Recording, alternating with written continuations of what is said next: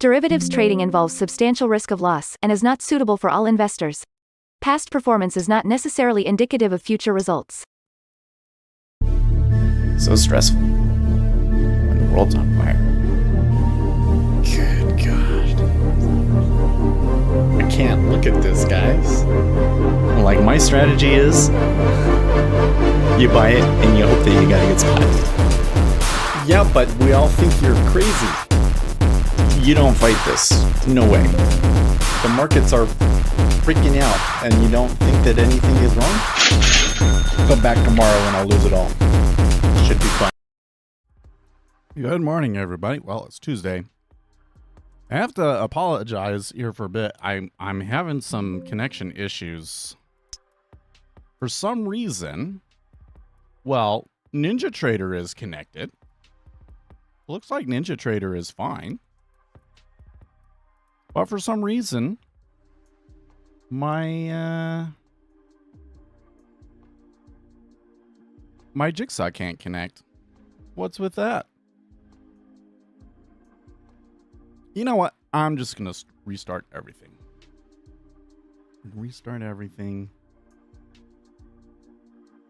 And come over here. You can see my beautiful face.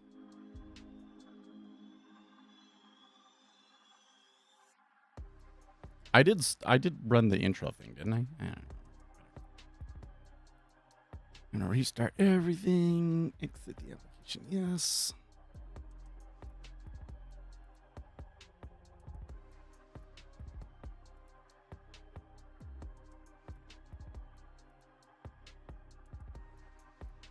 Hang.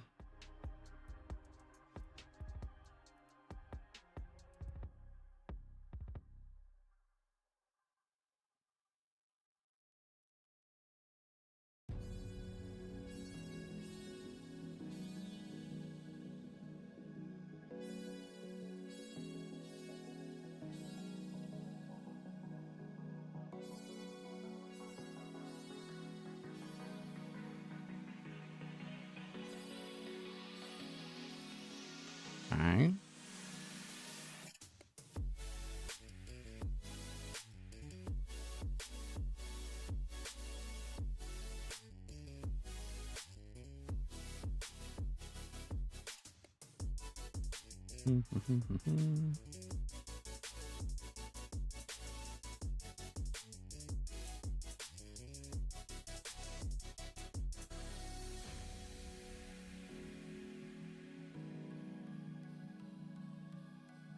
Says pending.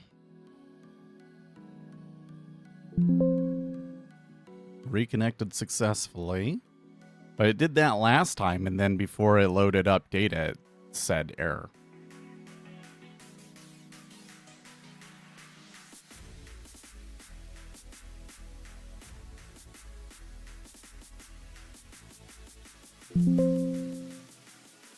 Reconnected successfully. Good morning. Any opinion with ASST? Are you talking about a ticker, or I'm not familiar with what you're talking about.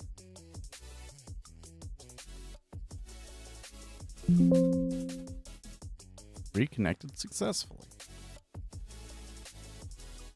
That's a ticker. ASST. Strive Incorporated. Never heard of it. Looks like it's up. That's cool. Oh, it's a micro. It's a baby.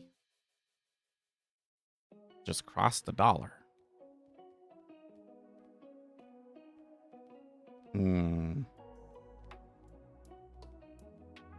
That looks like a highly skeptical sorry. That looks like a highly speculative stock. So, but I mean, it looks like it's at an okay place. Hey, it finally connected. Okay. Start up Ninja now. This is kind of a weird error.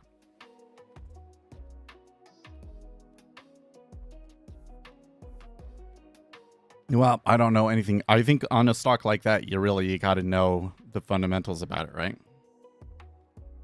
Finance.yahoo.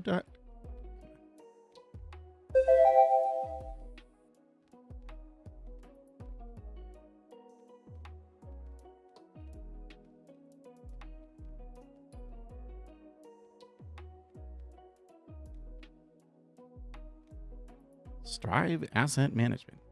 What do they? Well, so it's an asset management, but what are they managing?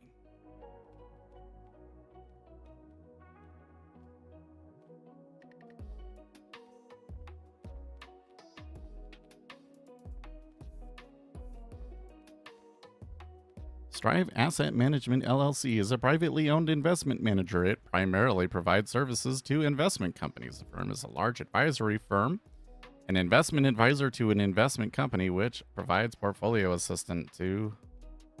Well, that is not helpful. They say financial.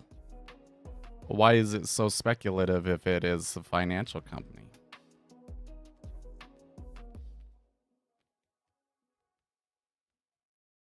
They are a Bitcoin treasury company. Ugh. Yuck. No, you know, oh, I don't know. That's interesting. Because I would expect that at least in the next few years during Trump's term, there's some stuff going on over here. Now that I can kind of see everything on the charts. Anyways, I would expect that a company like that would do okay. But the way that company is charting kind of surprises me. I would think that a company like that would be a little bit more stable. So I can't really say. I don't think I can really opine on it too much other than that I'm not really seeing the things that I would like to see at this point for what it is. You know, like if it was a rare earth stock, that would maybe be okay. Or if it was like, you know, or something like that. But for something that's like already kind of like supposed to be in its like really growth stage with a very friendly administration and everything, I would expect it to be doing better than that. So that one makes me a little nervous, to be honest with you. Good evening, mister. Oh, you're from Bangladesh. That's cool. Okay, so to the charts. So we've been getting some hints, rumors that there is going to be a trade deal with China. There was a trade deal with Japan. And it seems to me that has been resulting in relief for the treasuries, that the treasuries moved up on that. Perhaps, less inflation. Don't have to worry about that as much. It makes it even easier for the Federal Reserve to cut interest rates. So yesterday during our session, for most of our session, it was very tight and difficult. There was this downward move that I'm not sure I remember what that was maybe about, but in the end, they pushed up the other way. So it actually ended up being quite the day in the Treasury. Now today, I would expect volatility to be relatively low as well, but we're already getting a decent push to the downside, and there's a big old out. They just pushed through it. Big old icebergs there. So let's hurry up and get this over with. S&P 500 still looks just amazing. Wow. Oil, there is more rumors of another small output increase. So oil is getting hammered there. Gold and silver is just getting destroyed. I mean, like when you look at it, it's like, oh, okay, this is just like where it was a week ago. But like in the news and everything, like it was a spectacular crash. It was a spectacular crash. So I don't know what to think of that. I kind of think that the situation is that after a period, and it could be a couple of months of basing, that maybe gold could make another run. But if the United States and China make a trade deal, that might kill some of the factors that are kind of leading people towards gold. So I am a little bit nervous about that one. Kappa's doing okay, but pulling back. And then you can see here in the Japanese yen a little bit of, you know, Japan is the cool place because they got the trade deal and everything. So that looks good. And actually the dollar headed on the upside as well. Keep an eye on that. And then Bitcoin, well, a little bit higher, but still not doing a whole lot over there in Bitcoin. So come back over to here. Let us check out our volatility levels. Options, quotes. Right now we're at 4.4. Wow, that's bad. Like yesterday was bad.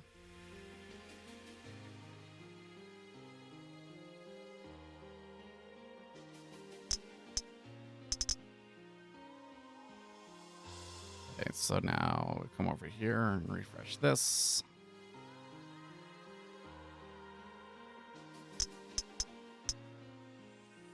I think I made a mistake there. Hold on. Oh yeah, because this is, I didn't change the date.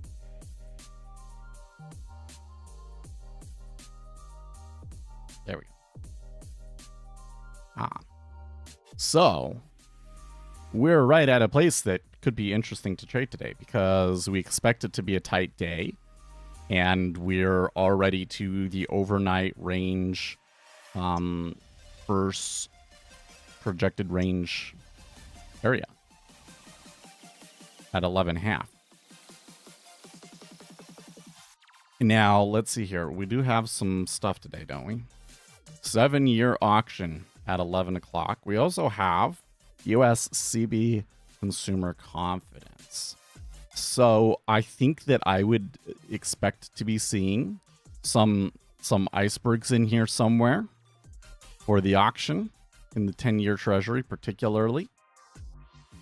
Although, what was that spike up earlier? We got to figure that out. Oh, how come I don't have TweetDeck open? TweetDeck.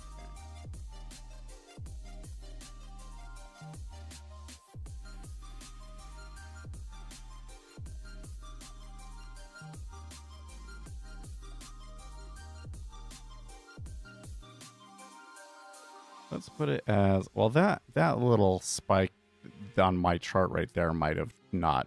That might have just been when I was able to get the data to work. But let's look about 20 minutes ago.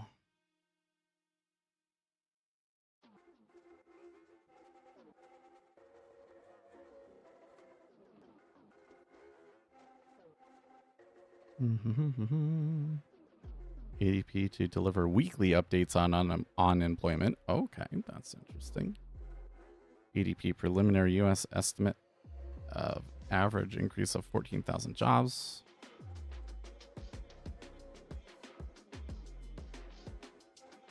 So it might have been that. So, that makes it more interesting, doesn't it?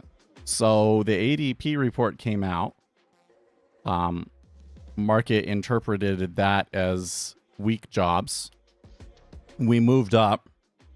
And then a move down in the treasuries canceled that out. And we did, along with that, see a rise in the dollar. So very interesting. Although I don't think I can really explain that flow. Is that enough to make me not want to take the reversal here?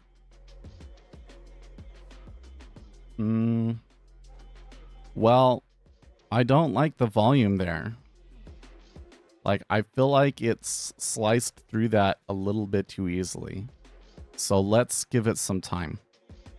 Give it some time and see if we start to see more absorption. That's looking okay at 11.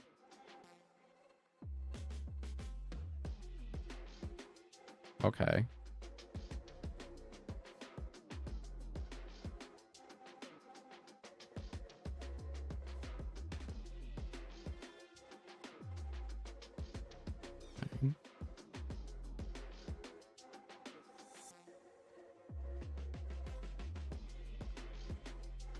I guess we'll take it.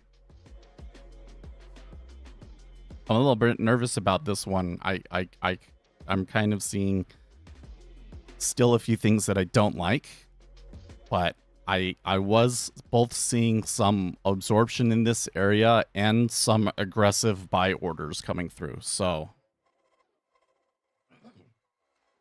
and we are at the spot, so I think the play should be, and we expect a low volatility day, so I think the play should be reversal. At least for a little bit of a reversal.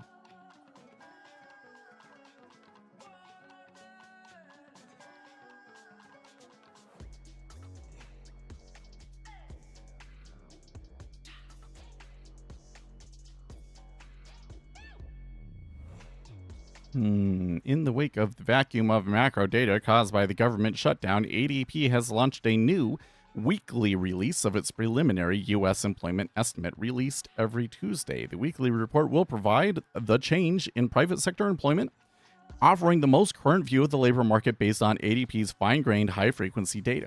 This timely and orderly weekly release of the preliminary U.S. estimate will be made available to all simultaneously and will provide a directional indicator of the labor market. I like that uptick. Let's get a fill here. For nearly 2 decades, we have provided our valuable labor market data to the public at no cost through the ADP. We don't care about your propaganda. How are they interpreting the data? The latest data shows an average gain of 14,250 private sector jobs in the 4 weeks ending October 11th, signaling a bounce back in the labor market after 2 straight months of job losses. The October 2025 ADP National Employment Report will be released November 5th, 2025 at 8:15 Eastern Time.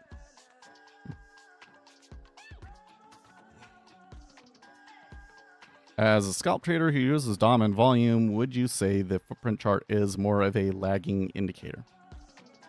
So when you use a footprint chart, you're usually putting it on a higher time frame.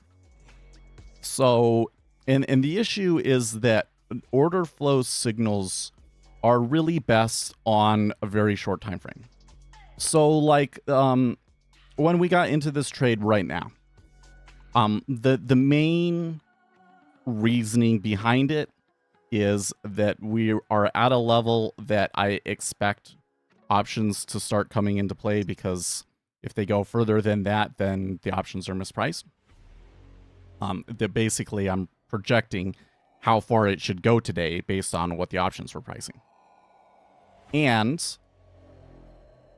we expect it to be a tight day because there's like not a lot of like really big market moving news, and we have a Federal Reserve meeting tomorrow. Okay. So those two things kind of suggest limited range for the day and that they should reverse.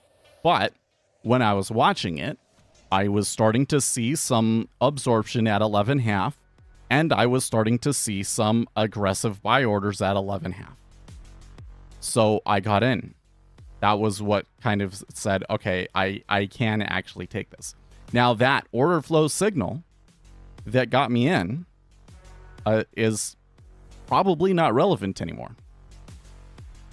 Like it's a tea leaf, it could change at any moment. So order flow signals can be really, really effective, super short term. But like we're talking like time frames of less than a minute oftentimes, right? What you're doing with a footprint chart is you're taking order flow and trying to apply it to a higher time frame. And the issue with that is that when you're looking at time frames between, I'd say, 1 minute and 1 hour, if not maybe even 4 hours, there's just not very much technical edge to be had there. You might have a better chance of finding a technical edge in order flow on that time frame than you would just from price, but I'm not aware of any. And it's certainly not going to come in the form of like common, things that people are teaching online and in videos and things like that. The sorts of things that people teach on footprint charts, right? So I would say that I feel to some extent that a footprint chart is oftentimes a misapplication of what we know. I'm not gonna like completely poo-poo it like it's completely worthless, but I think especially on order flow, you want to be focused more on very, very short term. So things have kind of flipped around a little bit. There was decent absorption at 12, but they did tick back down, and then it didn't take very much at all to tick down at 11.5. So it does appear to me that 11.5 is possibly becoming a liquidity hole, which is probably okay for our position. It doesn't help our position, but it kind of means that we might be stuck there for a little while. I need a life suggestion? Oh my. I'll try my best, I guess. Uptick, but you see not very much bidding, and what did get bid kind of got taken down really quickly. But you've seen they're kind of having a little bit of trouble putting an offer up as well. So that again, signs of low latent liquidity at 11.5. Been trading Forex for the last 3 years, but I'm studying order flow for the last 3 to 4 months, and I found an edge, and I'm using gold futures order flow for gold spot. It was working for me. What's your thoughts if I had to look at ES, for example? Okay, so ES would be a completely different beast from gold. I'd say if you're really having success with gold, that I would stick with it. You can trade gold on those prop accounts. I think there's a micro gold now. So, is there a micro gold? CME futures gold micro. Yep, MGC. There is micro gold. So I would probably stick with that. The order flow in ES is completely different. And I'm honestly a little bit skeptical, in fact, of how much edge, if any edge at all, you can gain from order flow in equity indexes. I'm sure Peter Davies, the guy who makes this jigsaw software, would probably disagree. He loves to trade equity indexes. But all of the empirically proven properties of markets that I've seen, when I go over to the S&P 500, I find that they are harder to see, rather. They are harder to see and not as predictive. There's just way more noise over in ES. So these sorts of, I really think that the edges that are available to a retail trader in futures are much more likely to be realized in a thick instrument that is a pure commodity. So treasuries, I think, fits pretty well. Corn. Gold is a little thinner, but if it's working for you.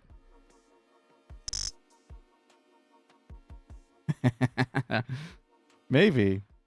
He definitely has an incentive to try and figure out how to make it work on ES and say that it works on ES, doesn't it? But I mean, that's the whole industry, right? Like the vast majority of retail traders trading futures are trading equity index futures.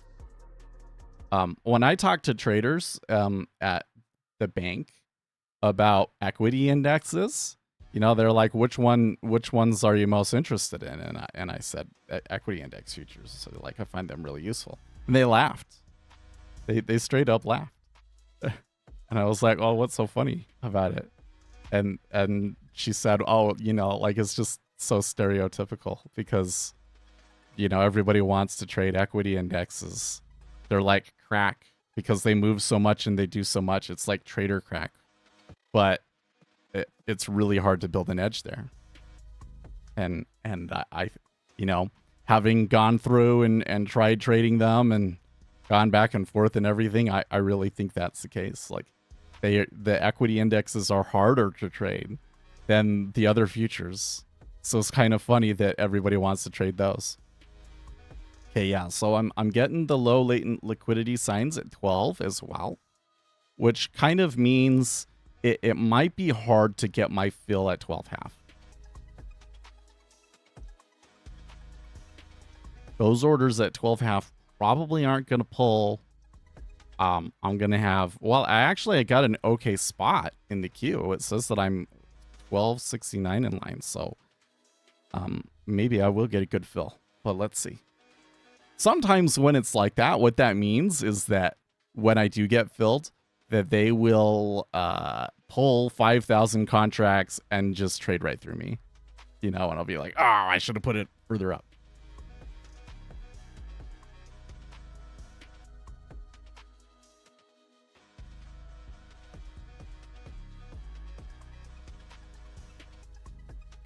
I kind of been feeling lately, well, the past day, I guess, that I should make more TikToks poking fun at the common retail day trading tropes and ideas, because I'm really starting to see a lot of BS, frankly, on TikTok related to trading.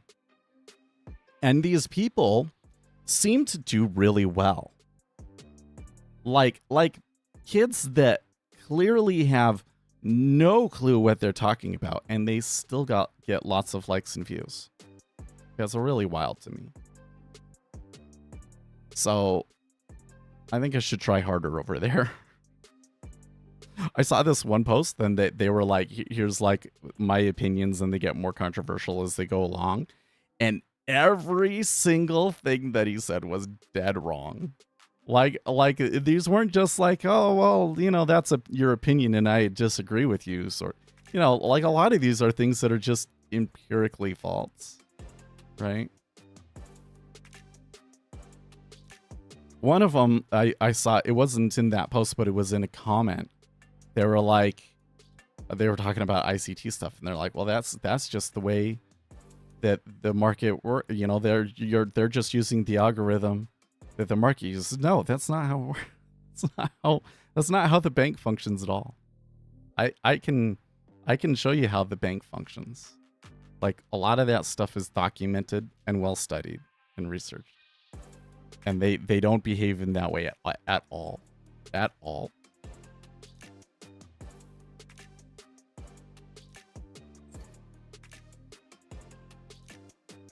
ICT stuff fell off my screens a while back. One day it's everywhere, and the next it's nowhere. Well, it definitely collapsed.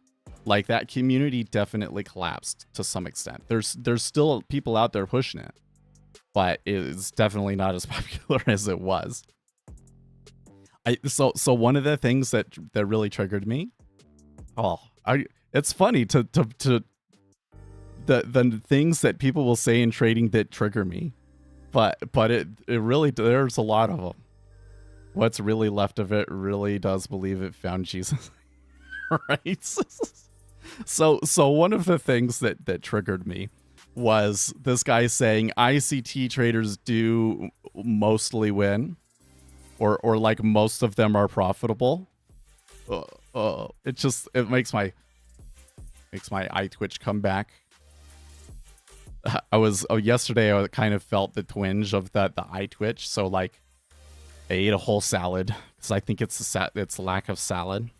So like, I got this Mediterranean salad from Costco, and I ate the whole thing. I was like, well, I don't want to put it in the fridge. I might as well just eat the whole thing. And then last night I had all sorts of weird dreams and stuff. I think it affected my gut bacteria and was like, oh, hey, we got filled. That's good. That was not too bad.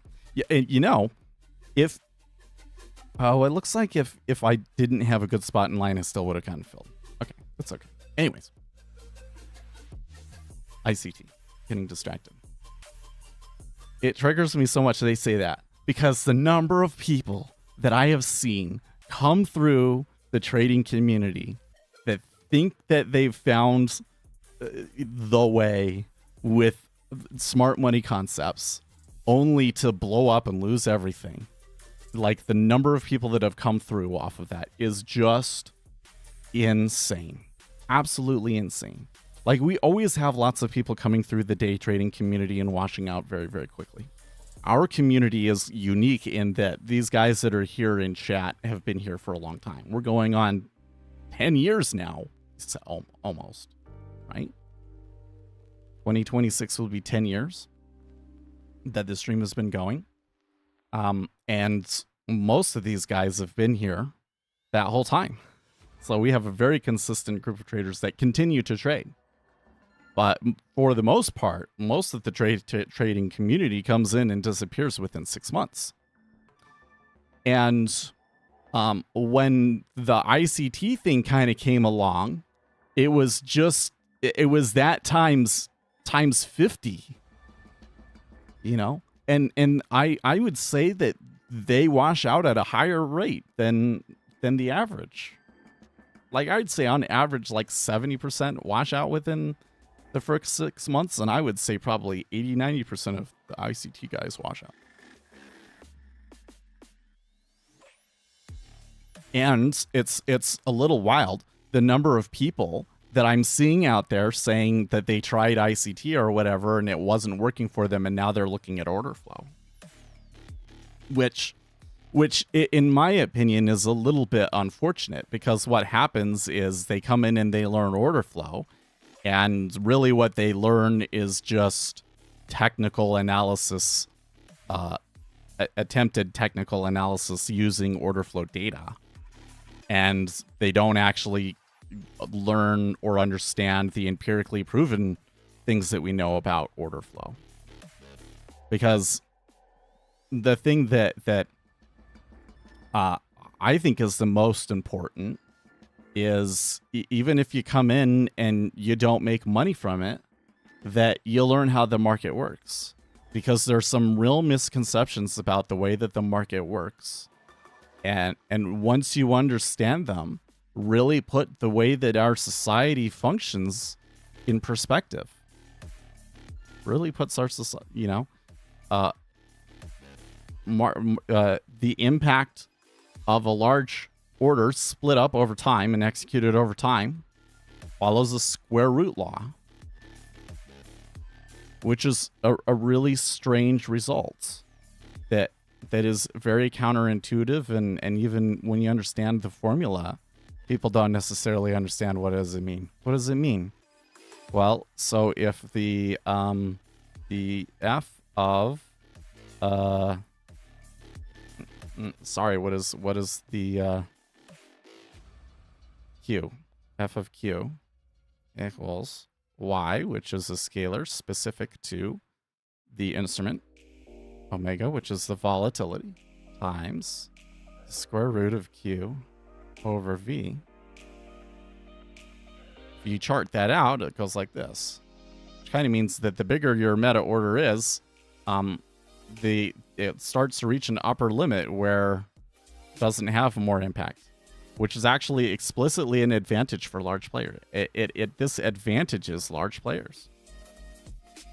And if you go in and you change it and say, like, let's trade 0.1 of the volume, 0.01, so 1% of the volume, the V's cancel out. What's the square root of 0.01? Square root of 0.01 is 0.1. So 1% of the volume can be responsible for 10% of the volatility. So markets are inelastic, is what it means. Markets are inelastic. So you would think you go and you put $1 into the stock market, it should make the total market cap of the stock market go up by $1, right?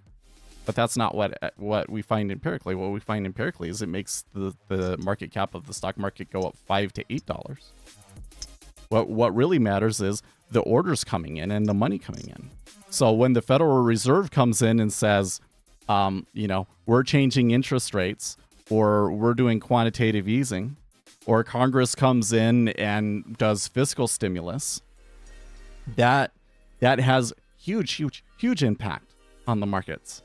So really what you have to think about is the whole market is just this, like this big economy with different sections, and we're passing money through different sections. And the areas that we're passing the money through are going to be the areas that grow.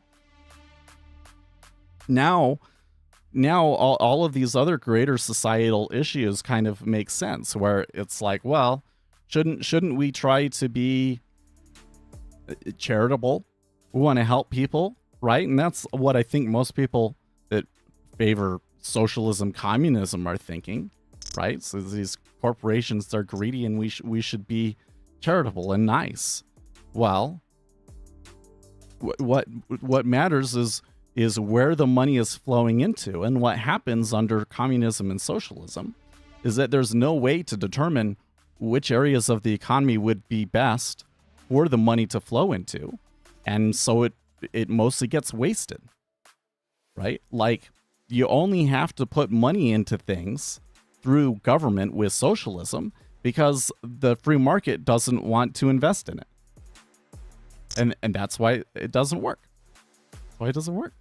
But it also kind of means, hey, if we have an area that's struggling, like tech, it's not going to come back unless you put money back into it, unless you change the interest rates, or Congress makes some sort of, bill that puts more money into tech companies for some reason, right?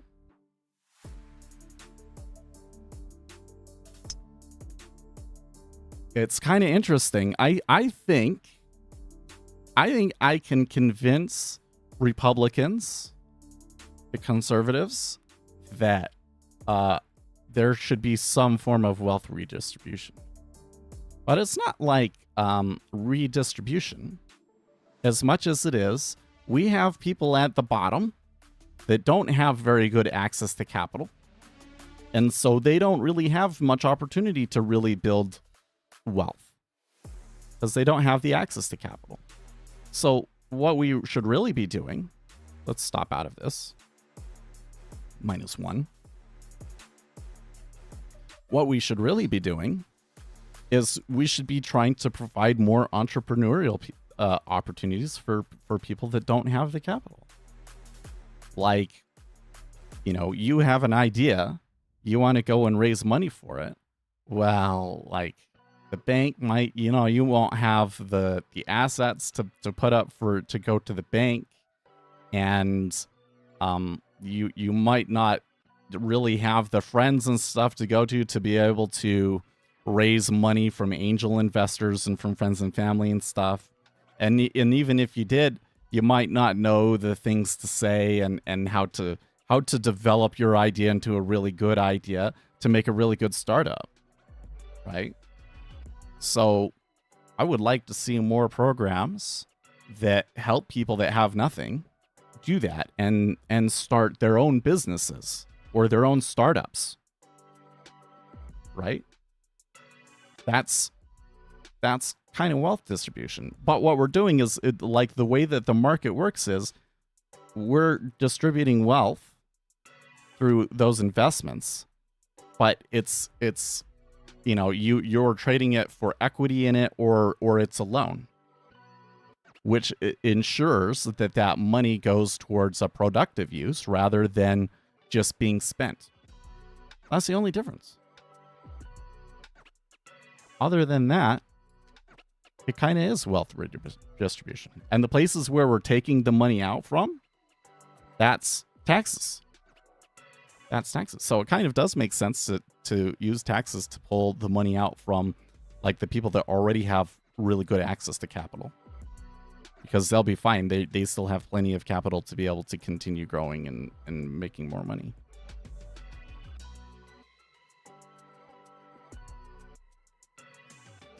I found most people would rather have the safety of a paycheck than have the headaches of running a business. That's true, but I think that might be changing. Because I don't think that anybody in this economy feels quote unquote safe, do they? I think millennials in particular have been burned by corporate America so hard. I mean, it's particularly acute right now because we're in a terrible economy. But I don't think anybody really feels safe. And when you add on top of that your health insurance is basically tied to your employer. Eek. So I think the culture around that sort of stuff is changing. Check Discord. The private one? Or are you sending me a message and I'm just not seeing it? I don't think I'm seeing it.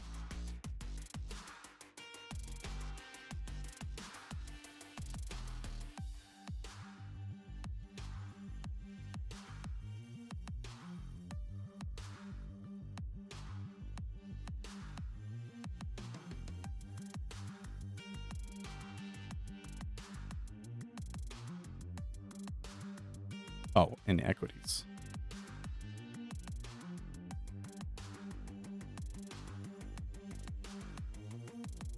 Oh, yeah. You're pointing out that the gamma shifts really, really hard above us. And we're already past that point. Oh yeah, we are at 6,900. Yeah. Well, Zero Hedge has been talking about this, but really quick. The gamma kind of flips negative again below us. So it might be hard for them to stay above. Sorry, it is 69, right? 6,900. But if they do, then you might start to see the options force the options market makers to chase the market, and it push us up further.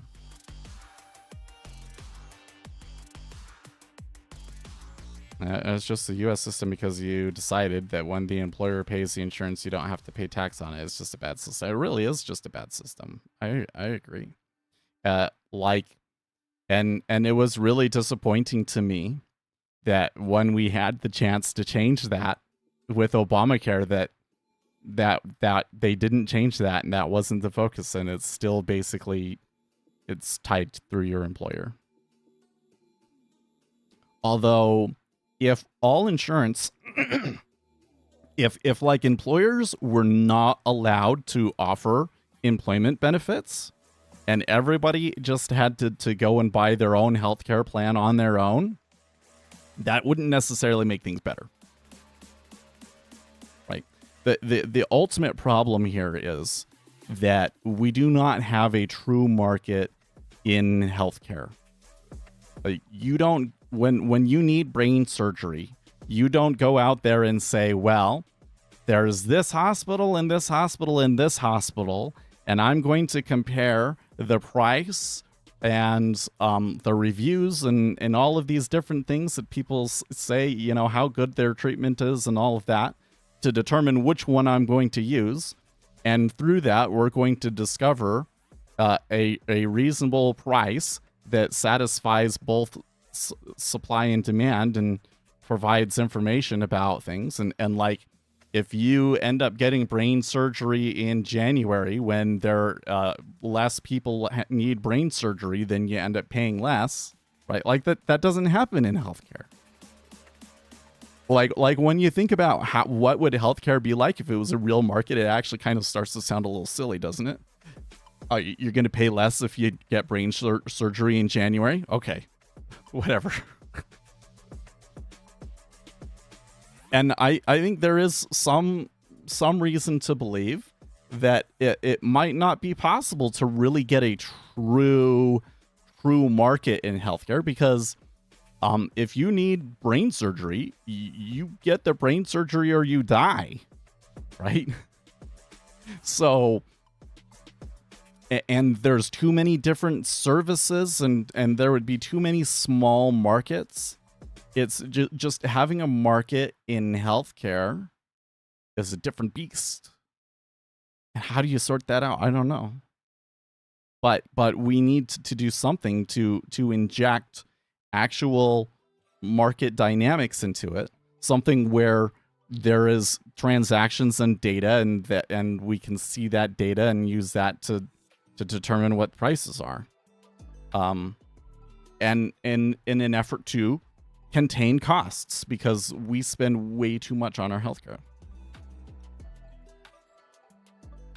I know that one of the big ones is medical malpractice insurance. They pay a lot for that. Another big one is that it is just very, very difficult for you to become a doctor, right? You have to go through a residency and all of this sort of thing, and like a lot of people can't afford to do that.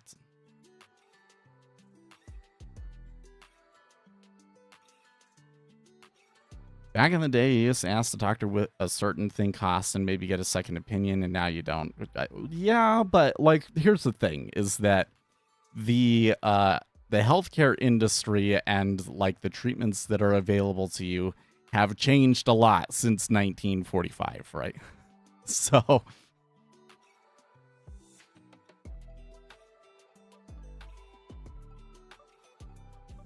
brain surgery is not where most of the cost is. Well, one of the things that I am hearing, though, correct me if I'm wrong, but one of the things that I'm hearing is that because health insurance companies are forced to cover all conditions, they are losing money. And a lot of the smaller providers basically failed and left the market. And the ones that are left are only still standing because they basically get subsidies from the government. These subsidies that the Democrats are fighting over are basically there so that healthcare is marginally affordable for people. Otherwise, it would be like a 40% increase in your health insurance premiums, right? So that kind of suggests that it is that those big surgeries and catastrophic care sort of things that are weighing the health insurance companies down. But then that just brings me back to what I was saying, which is I think that the cost of care at a hospital is too high because the hospital can basically charge whatever it wants.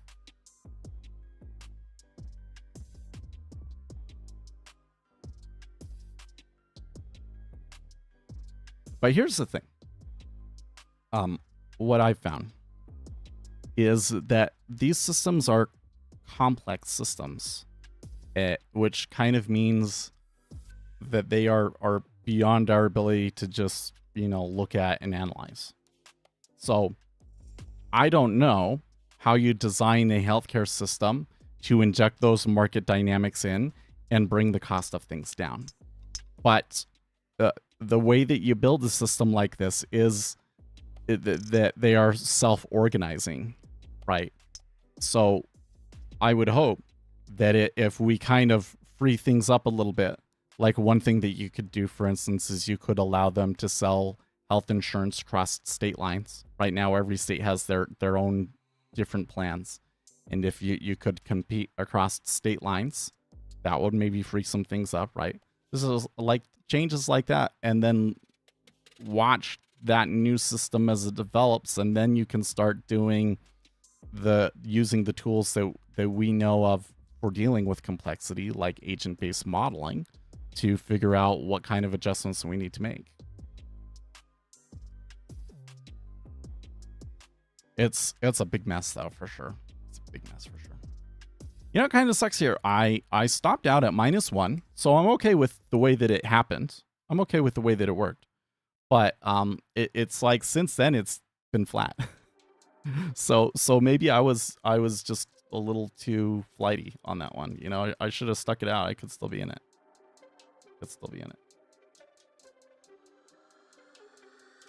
Big Toasty, welcome.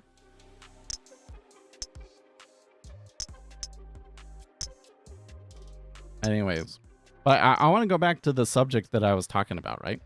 Once you understand that markets are inelastic and inefficient, and that inefficiency to some extent is required in order to have an effective market.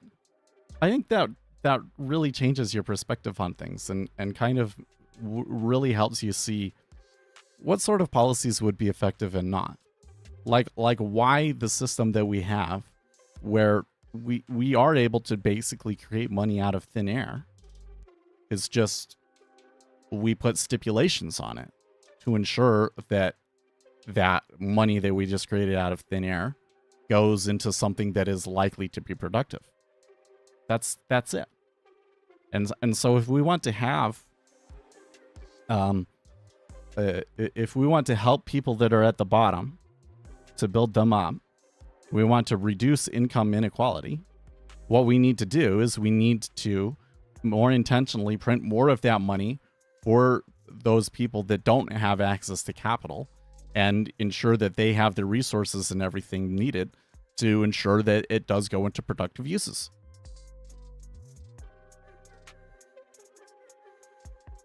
That is essentially redistribution of income. But it's not socialism. Like, it doesn't work in socialism because you just give people the money and then like they go and, or like during COVID, right? They just go and they buy a TV. But if you could give it to them and you say, okay, we're in a recession, so we're gonna print some money, but and I think you would give it to the banks. You'd give it to the banks, but you'd give it to the banks with the stipulation that the banks can only lend it out to people that make less than $100,000 a year. Or I don't know where you would draw the line at, but you would draw the line somewhere. Maybe it would be you have to make less than $150,000. Or maybe you'd make something like a system where the less that they make, the more incentivized the bank is to give them the loan. And then you have a whole program that helps them understand what to do with the money and how to invest it. So you could say, okay, we'll give you, $5,000, but you have to put it in the stock market, or you have to put it into a small business. So some people will start a small business. Some people will just put it in the stock market. Okay, cool, right? Like, and then that is more likely to go to a productive use. There you go. Isn't that still kind of wealth redistribution? But I think it's wealth redistribution that Republicans can live with.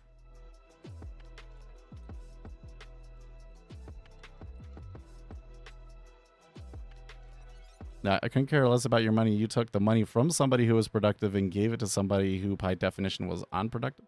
Well, but I mean, like, that's one of the things, is like this idea that like I'm taking it from this person and then I'm giving it to this. I mean, really what you're doing is you're just creating and destroying money. You're destroying money among the people that already have a lot of access to capital, and you're giving money to people that don't have very good access to capital.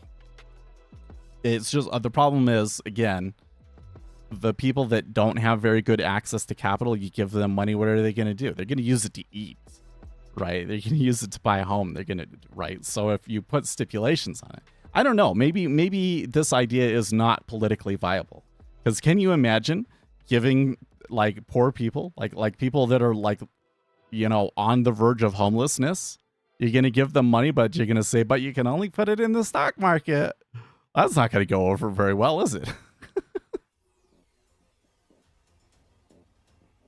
Those people have a track record of good allocation of capital. Well, but that goes back to what I'm saying here, though. The markets are not actually that efficient. We have this idea. We've been taught literally propaganda that the reason that capitalism is so effective is because the market is perfect at determining what is the best use case for that capital at all times. And that system forces people to be productive. The reality is that in our effort to try and force people to be productive, corporations do all sorts of stupid things that make them objectively less productive and harm those companies in the long term. Like the layoffs. We say, oh, well, a layoff is good because the stock market goes up off of it. But all of the empirical research that we have shows that this does real damage to the companies long term. Right? It's just the nature of the capital that, like, having a lot of capital makes it easier for you to allocate it, essentially. Because why? Because square root law, right? If you're a small guy and you enter the market, you have a relative per order impact larger than the guys that have a big one. It objectively favors people with the money, people that already have the capital. And so you have these rich people that have the dumbest ideas in the world. Let me tell you, like, most startups are a complete zoo. It's just a complete mess inside. The ones that make it are lucky, right? And there's all sorts of money, like insane amounts of money, that are out there and get invested in dumb ideas. The money does not go to where there's the best idea. The money just tends to go to where there already is the capital. I think that if you take people that are resourceful and you choose to give them money based on you've interviewed them and you see what they are as a person and really have looked at the ideas, and you give these people that normally don't have the resources to do that, you know, the resources to do that you could be way more productive than we are today. The bank. It would do it with the bank. Yeah. Because the whole thing is that the banks, the reason that we have the system that we do is you need to determine how to allocate capital in a way that will be effective, that will grow the economy, right? So if all of that allocation is done by the government, doesn't work. Government is a very poor allocator of capital. That's why we have the system that we do, where when we print new money, like, people say that, like, the Federal Reserve prints some money and then he gives it to... That's not what happens. That's not what happens. What happens is the banks make loans, and when you make a loan, they're creating money right then and there, and then they reconcile it with the rest of the stuff and back afterwards. Is what really empirically, they've done research on this, is what actually happens in our financial system, right? So the banks create money when they give out loans. So what we need to do is we need to give the banks an incentive to allocate more capital based on more than just how much money that person already has.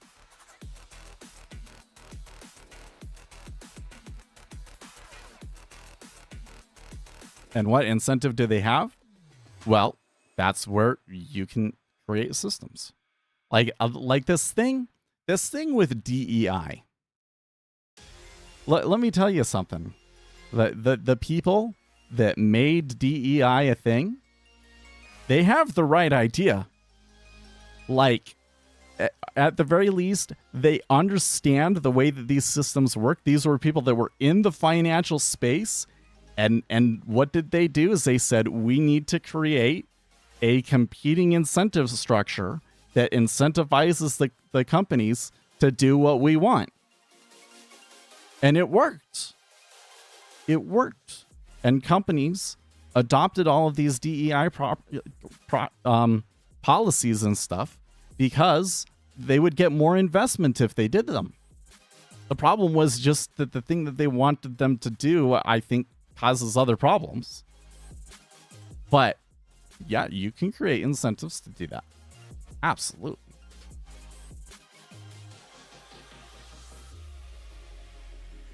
Fractional reserve bank. Yeah. I mean, the thing that I think you don't want, because this idea is out there, is you say, the economy is in a recession. So everybody already has this digital wallet, and the Federal Reserve just creates money in everybody's digital wallet. That would be very ineffective.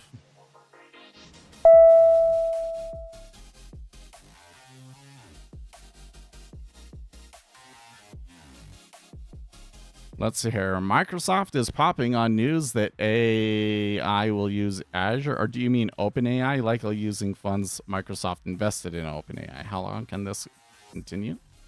Forever. So here's the thing you got to understand. Again, it's all about the money flow.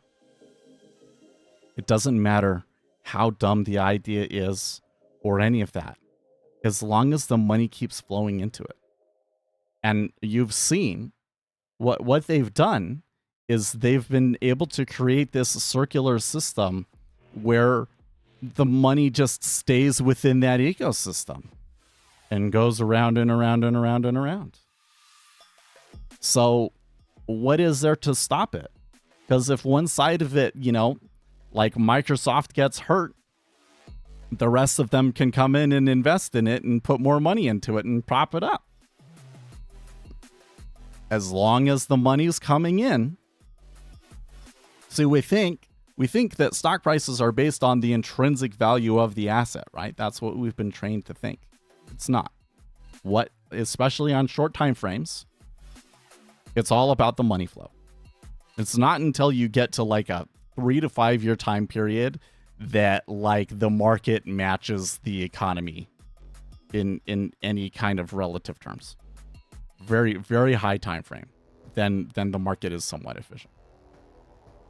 But in the meantime, and people think, well, if it's overvalued, then it must come down. No, it doesn't. It doesn't have to come down because people can keep putting money into it. And you kind of have to wonder with the way that our system works these days, right? Because how is most of the investment done in this country? Most of the investment is done in this country by people contributing to their 401k and putting it into an equity index. So, right, if you're in the S&P 500, you get that money coming into you anyways. So there's not necessarily anything that will force something to become quote unquote fairly valued. So if you want to predict, like, is it going to crash or when is it going to crash? You have to be able to predict some trigger point where the money is going to flow out of that industry. And if that doesn't happen, it could stay propped up perpetually. And here's the thing. Here's the thing, guys. Like, the government, the U.S. administration is putting money into that. So that makes it kind of hard for it to just fall. It does. Now, if we have a recession, then that's the one that's going to get hit for sure. If all of the money comes out of the market because of a recession, then absolutely AI is probably the place that's going to get hit the hardest. And there could always be something that happens. Like I think there's a good chance. I mean, it seems like this is what China is trying to do, is create other models and so forth that are free, so that all of these companies like OpenAI, they're spending tons and tons of money to train models and things like that, that it's all worthless, right? Wasn't big enough at the beginning of the year when the DeepSeek came out, but that could certainly pop it. It's just it just has to be something that causes the money to come out.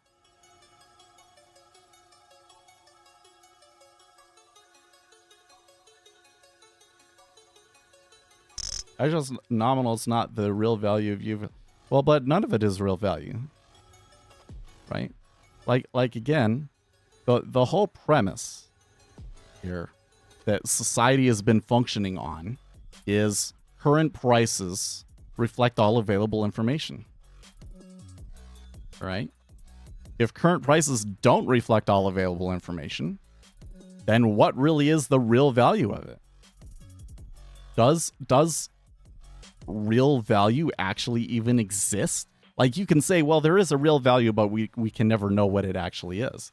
But if prices are not efficient, then you kind of have to question if real value is actually even a real concept at that point, right?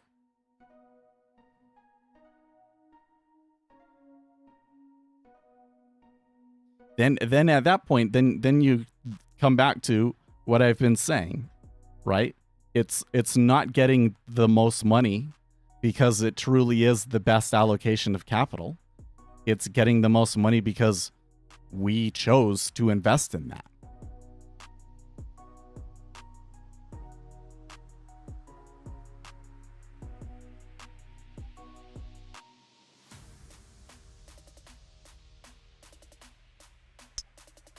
I had it for my Dom at Delta Strength. Yeah, you know, those power bars and jigsaw art can be useful, I think.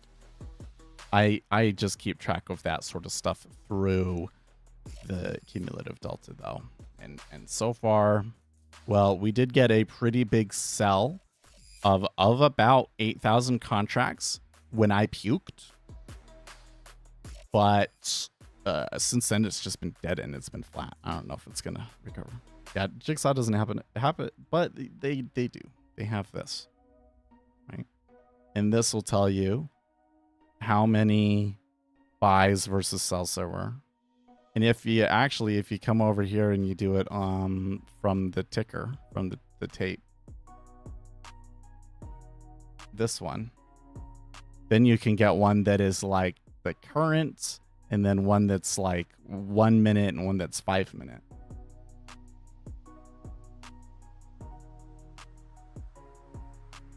Was it 17K that hit it in? Well, I'm just looking at the net difference. It looks like it was about. Oh wait, how many zeros is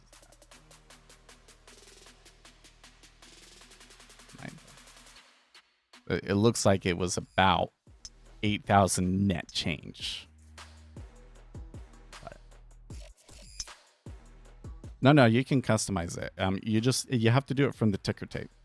If you do it from the ticker tape instead of from the DOM itself, then you come over here into the power meter, and then you can tell it, okay, how many seconds does it keep track of, and you can have it be filtered as well. Yeah, the filter being the filter over here.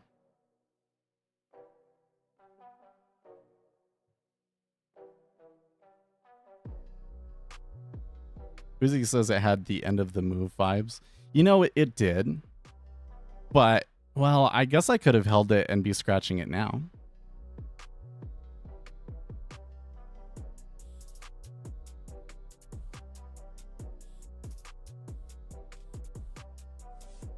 I'd say it was definitely like a big impulse that is not standard.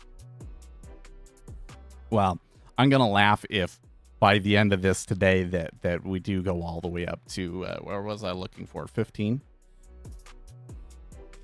I'll be a little mad at that point.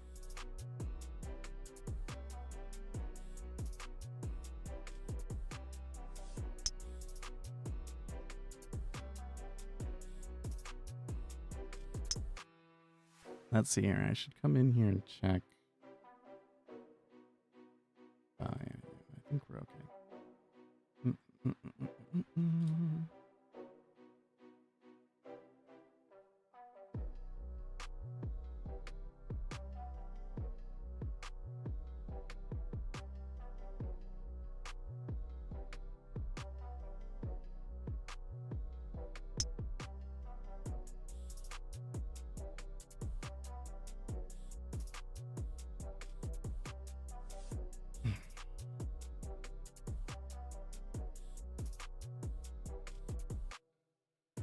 Yes, that's right. Okay. I was thinking about like what I have to do today if we're gonna go until 9 o'clock. I might end earlier than that, but we'll see.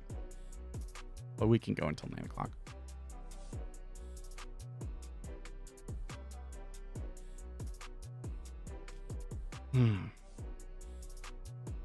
You see, the issue is, like, here's what we know about the market, and here are the consequences of it. But the consequences of it are all things that I think people have been trained to reject.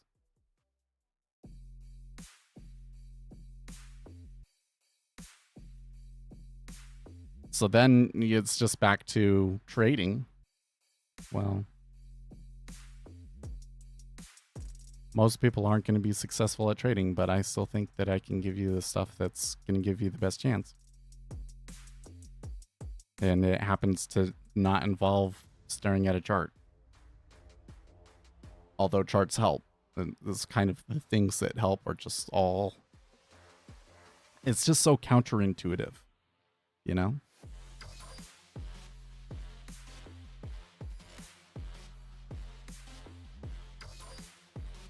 What was the other thing that they were saying that really... Oh, you know what really, really irks me the most, though? Like, of the things that people say about trading, that really triggers me the most is when people say, you would all be profitable if you just had better psychology. That one makes me so mad. Because it's just such nonsense. You have to have an actual edge. Like you have to have an edge. The market is random enough that it tricks you into believing that, you know, it's just out of reach and all it is you self-sabotaging or whatever. But the reality is that if you don't have a real edge over a long enough time period, you will just lose money. And I think part of what makes me so mad about it is, like, I worked for a bank, you know? There was a point where I didn't trade for them, but I was on the tech side, and there was a point where I could see the equities position of every client for one of the biggest US prime brokers. And I could see when they were doing stuff, part of what they did, what my group did, because we managed the risk control systems, was sometimes somebody would need to go beyond the risk controls. Like we were giving them, we were loaning them money to be able to conduct a certain kind of transaction so they could go above that level temporarily, right? So we would have to approve them and make an exception and stuff like that, right? So then I would go and I would watch what would happen. What would happen to the stock that day, and then what would happen to it afterwards. And then I got to talk to some of the traders to understand what they were doing when they did that. And what happens is a client like a hedge fund will come in and say, we want to buy X amount of this stock, and we know that will move the stock. So we want you to buy it because we think that you can buy it better than we can, and that we'll get a better price if we buy it through you.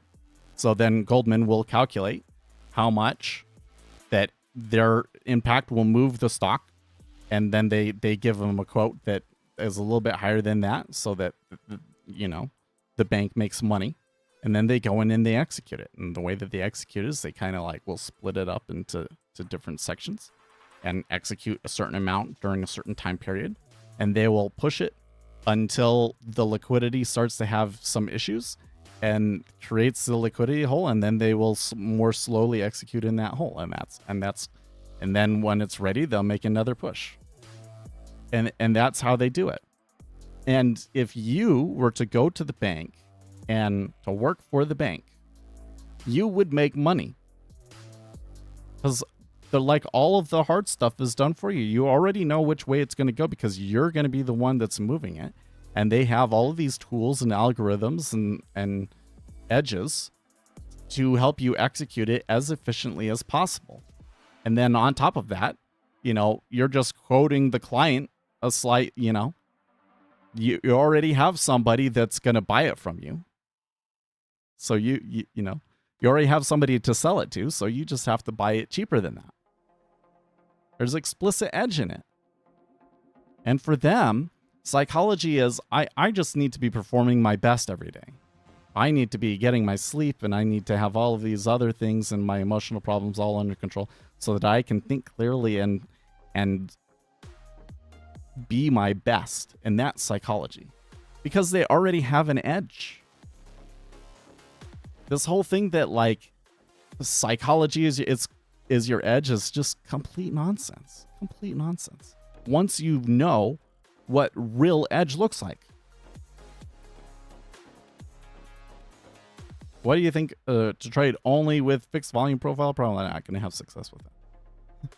So straight up, if you want to have success on an intraday time frame, you have to be incorporating informational asymmetry into it in some form or another.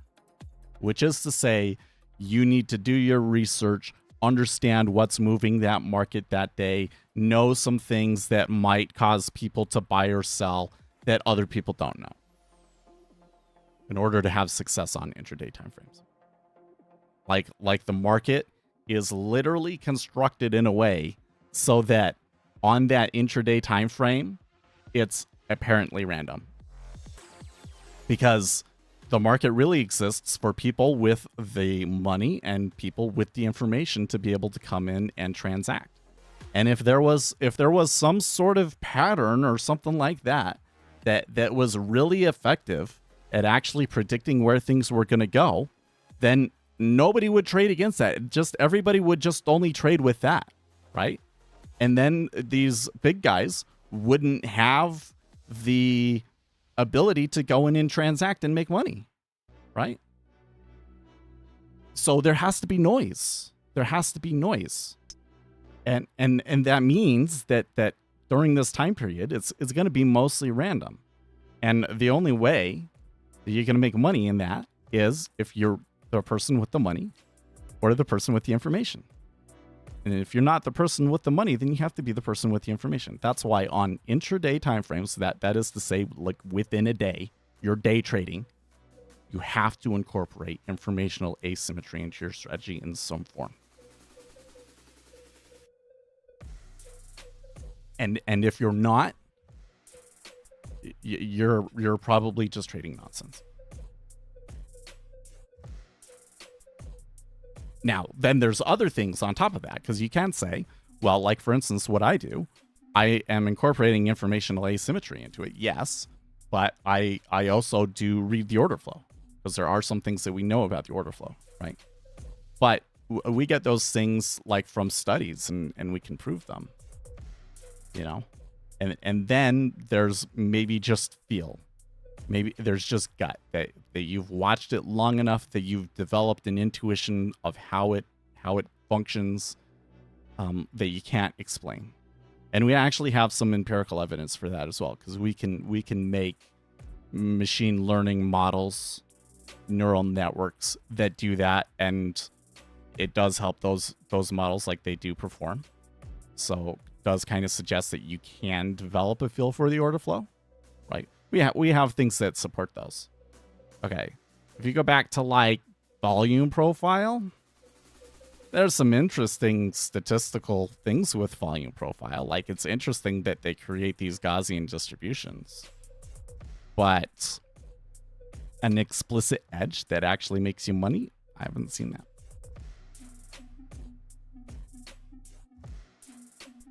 And in fact, most of what I see with volume profile is a lot of ideas that like were either untested or like statistically naive. You know, like you'll say, it's gonna stay within the value area high, value area low, like X% of the time. Well, maybe, but there's gonna be a fat tail with that. So how do you deal with the fat tail? Right. So you're saying we can't be profitable day trading? I'm saying that you're wasting your time if all you're doing is looking at technical analysis. Have a news squawk, read the news, understand what's going on, understand macroeconomics. There's more edge in those things than there is what you're going to see on your chart.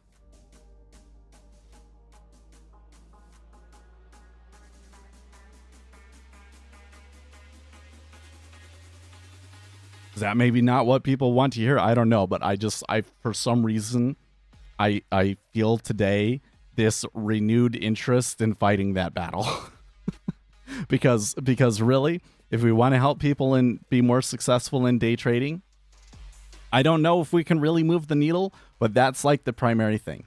On a day trading basis, technical analysis is mostly useless, and you really need to have that informational asymmetry. You need to be an informed trader is what I call it. Be an informed trader.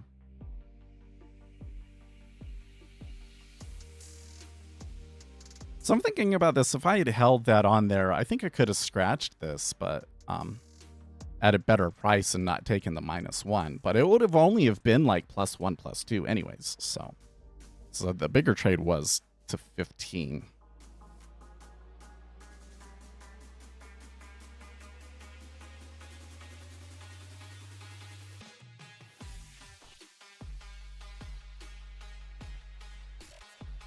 Let's come back here to zero hedge and look. So one thing that we should keep on our radar is Hurricane Melissa. My wife's name is Melissa, so I keep making fun of her about it. But this hurricane is insane. It looks like Florida's going to miss the hurricane. It's not going to get that far west. So Uzi is safe. Granted, if there was a big hurricane barreling down on it, Uzi never says anything about it. We always ask him. And he's like, yeah, it's no big deal. Sure, it's the most powerful hurricane ever, right? We'll be fine. I don't think Jamaica's going to be fine, man. That poor place is going to get absolutely smashed and drenched and flooded. It's going to be a real disaster. They're saying that like it is approaching the theoretical limit for how powerful a hurricane can get. Like when you measure the pressure, like that's the maximum low pressure that's the lowest pressure that our atmosphere can support this hurricane. So it's crazy. So why does that matter? Well, because there are insurance companies that are going to have to pay out. Jamaica's catastrophe bond faces trigger risk. Let's read. Prime Minister Andrew Holmes warned that no Caribbean nation could withstand such a powerful force. Now the catastrophe bond market that provides coverage for the government of Jamaica is in focus and amid the risk of triggering. The NHC said Hurricane Melissa is forecast to make landfall on the southern coast of Jamaica with a maximum sustained winds of 175 miles per hour and torrential downpours expected to produce 15 to 30 inches of rain with up to 40 inches possible in isolated areas. Storm surge could reach as high as 13 feet along Jamaica's south coast, and inland regions face a high risk of flooding and deadly landslides. Hour by hour, it is becoming apparent the impact of Hurricane Melissa will be greater than the impact of Hurricane Beryl, certainly in terms of rainfall and flooding, Prime Minister Holmes warned earlier. As of early Tuesday, the NHC placed the storm 55 miles southwest of Negril, or about 265 miles southwest of Guantanamo, Cuba. Destructive winds? Okay, but I want to hear about the bonds. Dr. Nigel Clark, Jamaica's Minister of Finance and Public Service, issued a statement in April 2024 when the $150 million bond was renewed, saying, Jamaica is pleased to have sponsored the second catastrophe bond in the international capital markets, protecting Jamaica against natural disasters with the much appreciated support and assistance of the World Bank. Consistent with our national disaster risk financing policy, we seek to ensure the availability of fiscal resources to enable immediate response to emergency expenditures that could arise from a direct hit.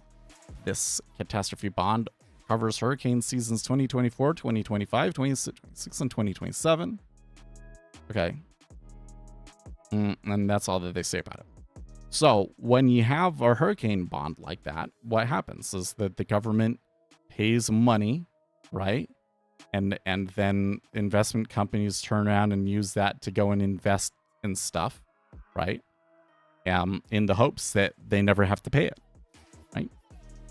But if there's a hurricane, then that means that they're going to use the insurance. Those companies are going to have to sell assets to raise the money to pay it back.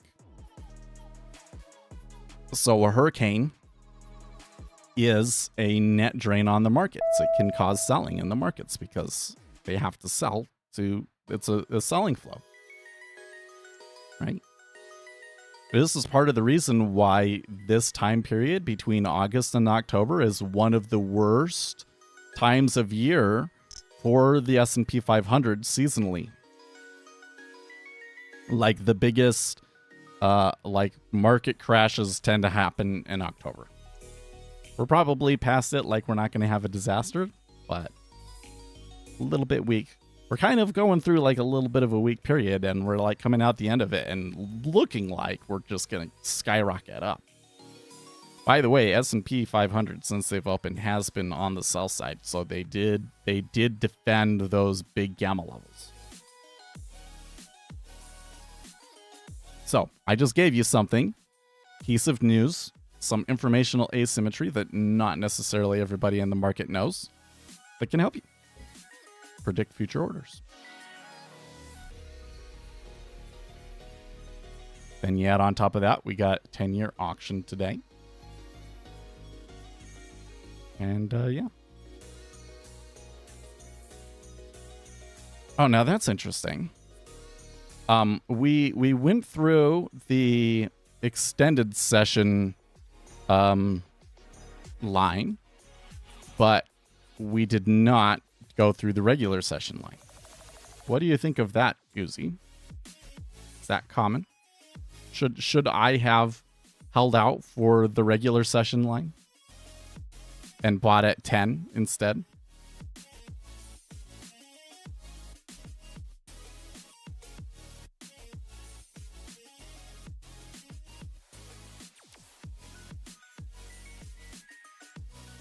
I've always kind of gone for the closer one because you don't want to miss it. But kind of questioning that one now.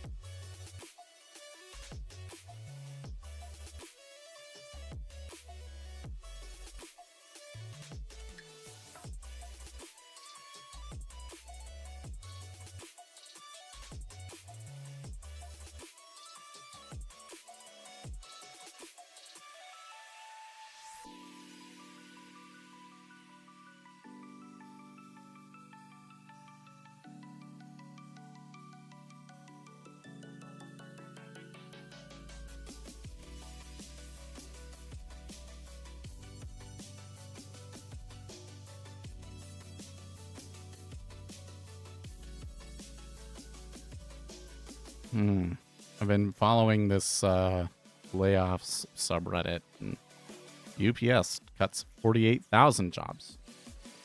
Like the number of layoffs that I'm seeing here and everything, it makes me, you know. But the ADP number was like a game, so I don't know. Every Vibe coder is now generating as much technical debt as 10 regular devs in half the time. Oh, I don't know about that. Maybe if they're juniors, they really have no clue what they're doing.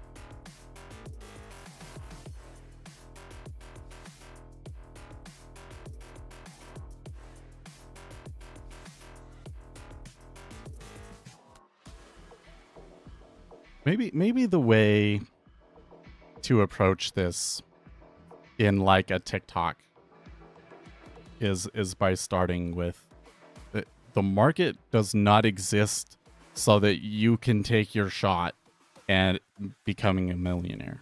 That's not why it exists. Market exists so that the people that already have the money or the people that have the information can make money off of it. That's why the market exists.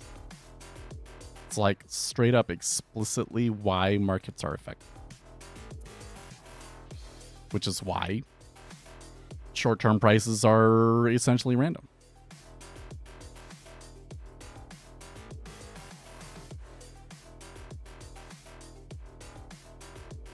Or I shouldn't say random, they're martingales, but nobody will know what that means, right?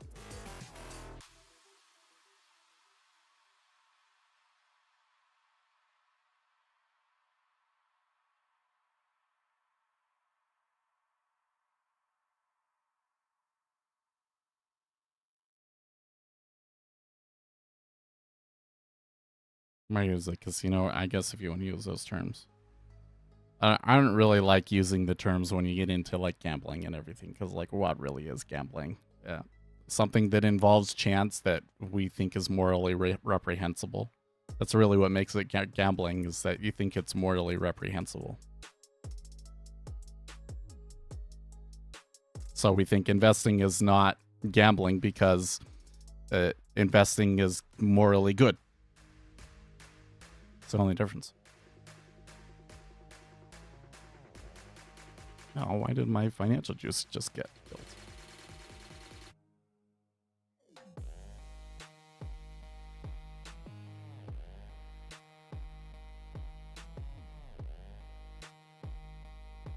So you know what? I didn't even notice. USCB consumer confidence came out 94.6 versus the expected 93.75. So that was good, but absolutely no reaction from the markets.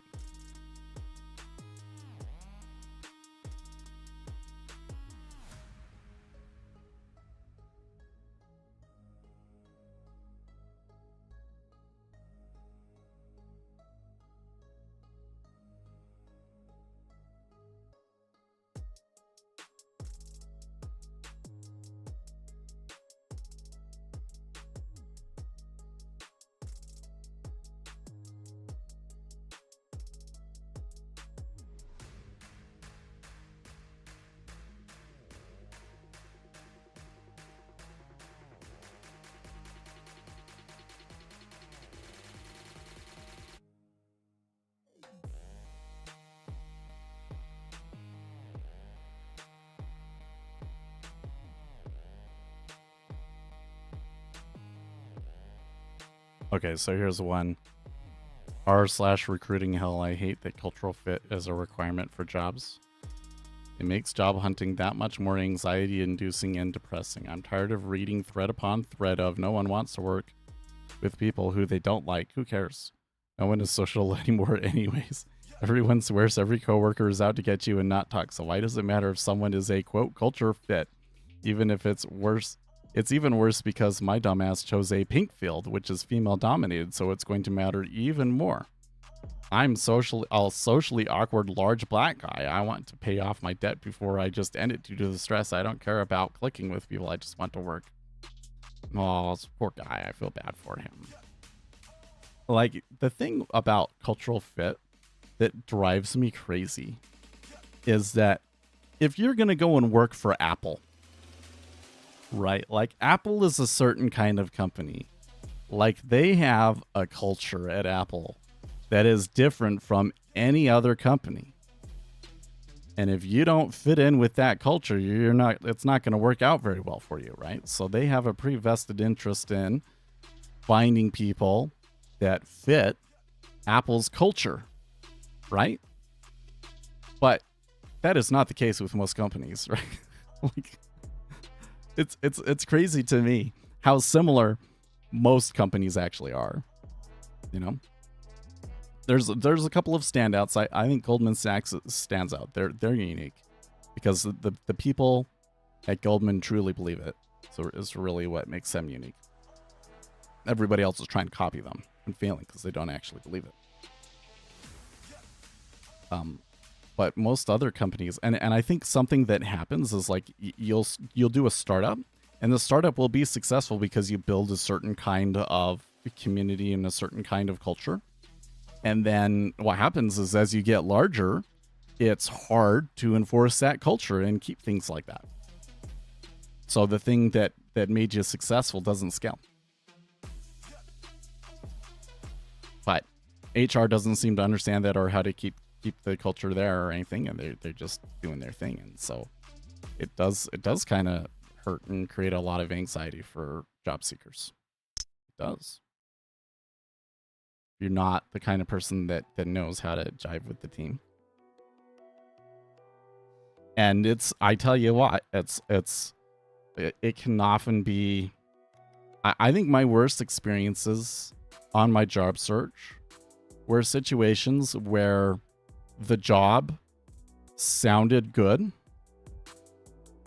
but then as soon as I met the team, I knew that I was not their type, you know? Like,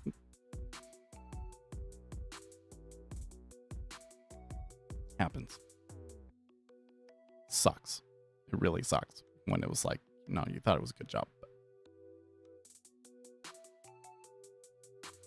It gets better now, though. The earlier in the year, I tell you what, the opportunities and the stuff that I was interviewing for wasn't very good. Now, well, I am seeing this past week not as many jobs pop up, but the 2 jobs I got in process right now, I think are really good fits. So hope that one of those 2 work. Otherwise, we're going to have a lot of time to work on our trading platform in Rust.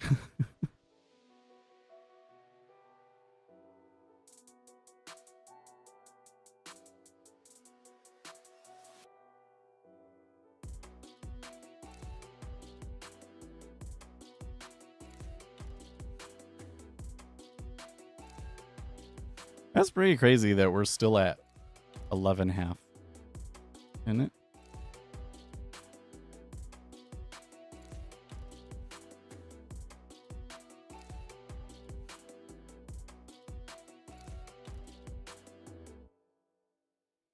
%86% of able-bodied working age SNAP recipients have jobs. That's insane.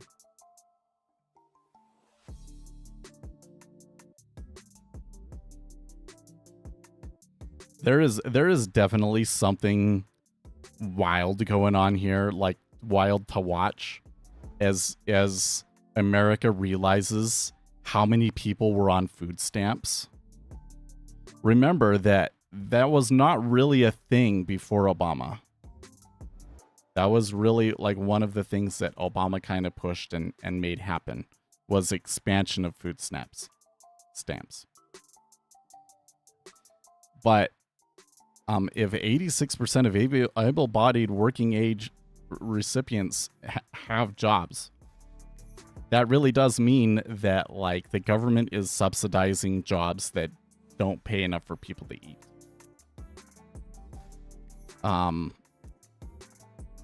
And I don't know what Democrats think that means, but Seth thinks that means that we shouldn't be doing it because you are just creating an environment where companies are able to do that. It's a crutch. You need to get rid of it. I don't think food stamps is an effective program anyways, so. Man, that's crazy. It's almost depressing. Think about it. It was like, what, 10% or something? Like this is too much. A shockingly large share of those people work at Walmart. Oh boy.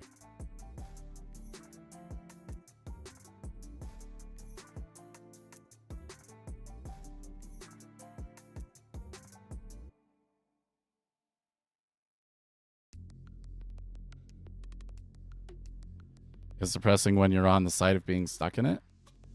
Is it the sort of thing that kind of makes it hard to I would think that for someone like me, if I went on food stamps, well, that's all just about getting another job, and eventually you get a new job, and then you're out of food stamps, right? But that's because I have a degree and a really good resume and all of these sorts of things, right? But if you're somebody that doesn't have skills, like you're just working at Walmart, you're not able to build skills to get into a better job, then I could totally see it being a trap. Because, yeah, maybe you are able to get a different job that pays a little bit more than Walmart, and it pays enough that you're not on food stamps anymore, but not enough that, like, you're making more. And so by taking that little bit of increase, you're actually kind of punished. And then you just have to sit and bear through that until you're promoted or you move up in that industry. So I could totally see it being a trap. Yeah.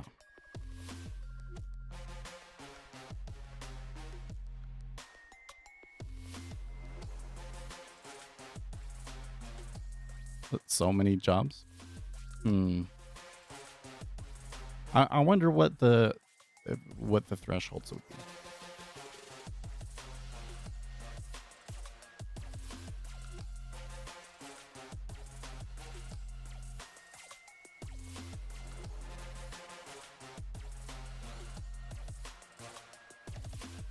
Hold on.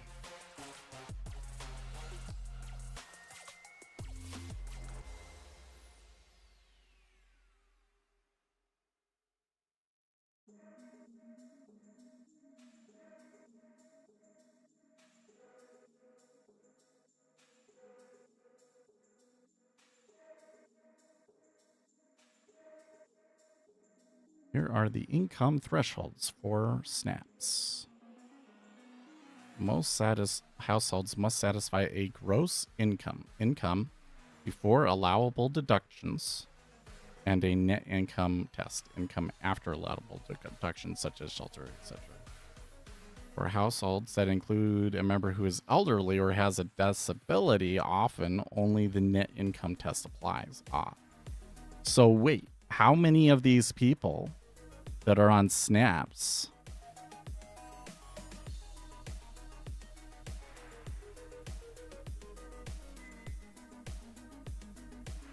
for household size? For a 2 households, $2,137 a month. Net income limit $1,644. Well, I think even if it was just my wife working, that I wouldn't qualify for that. Brave browser is the best. Yeah, it is. Actually, I don't know if I need to search it this way. What percentage of SNAP benefits of people on SNAP benefits are elderly?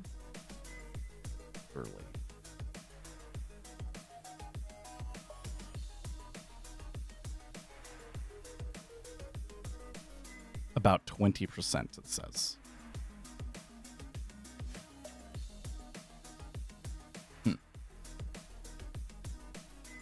So that's actually a smaller percentage than I was hoping.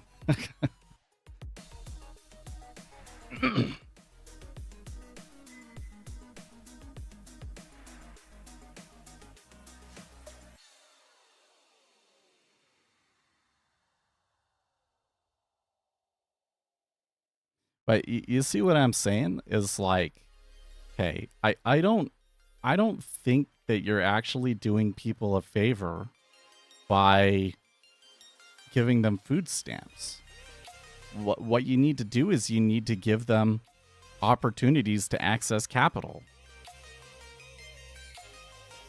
And it's going to become a bigger deal if AI takes over, because if AI takes over, then it really will be about your access to capital. You won't really be able to do anything with your labor.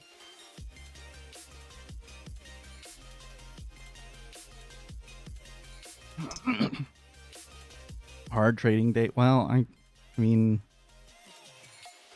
you weren't here when I said that, but we did kind of warn you. It's likely to be a very constrained day because there's a Federal Reserve meeting tomorrow.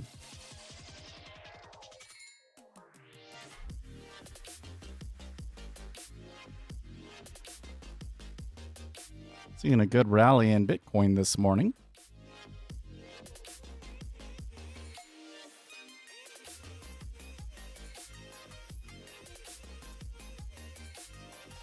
I guess we'll stick around until... Well, I am kind of feeling about, like, ending it. Oh, you know what? I don't hear anybody awake. Hold on a second.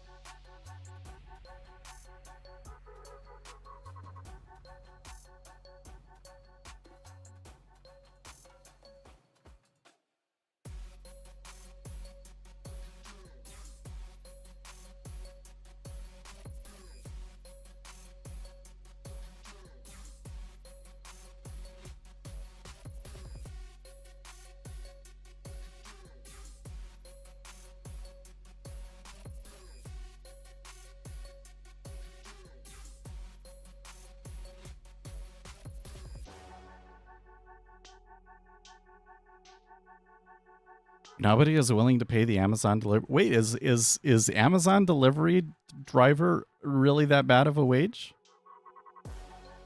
I would think that it would be like in the realm of... I would think that it would be above that SNAP's threshold. Although, depending on where you live, if the cost of living is high enough, then you would still qualify for SNAPs, right? Like the way that ChatGPT just described it, you could be making $50,000 a year, but because living costs are so high, you'd still qualify for SNAPs.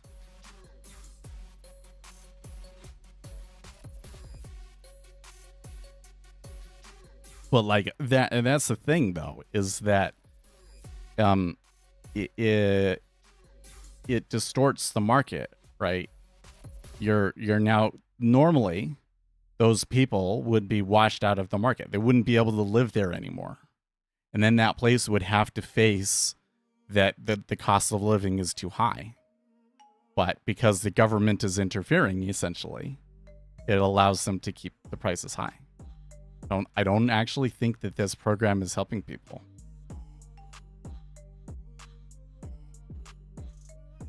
I'm curious to see how this plays out politically, though, because very few people are going to see it the way that I do, right? I think most people are going to be like, oh, no, they're not. People aren't eating. That's terrible. We should do something about that. And then kind of depends on whether they blame Democrats or Republicans more for the SNAPs benefits running out. And and then the other thing is that, like, if it helped Republicans, like, because wouldn't Republicans like to get rid of that program? Like, well, you definitely not. If it made a big difference, then they definitely wouldn't think about changing the program in the future. And then you've got one of those problems.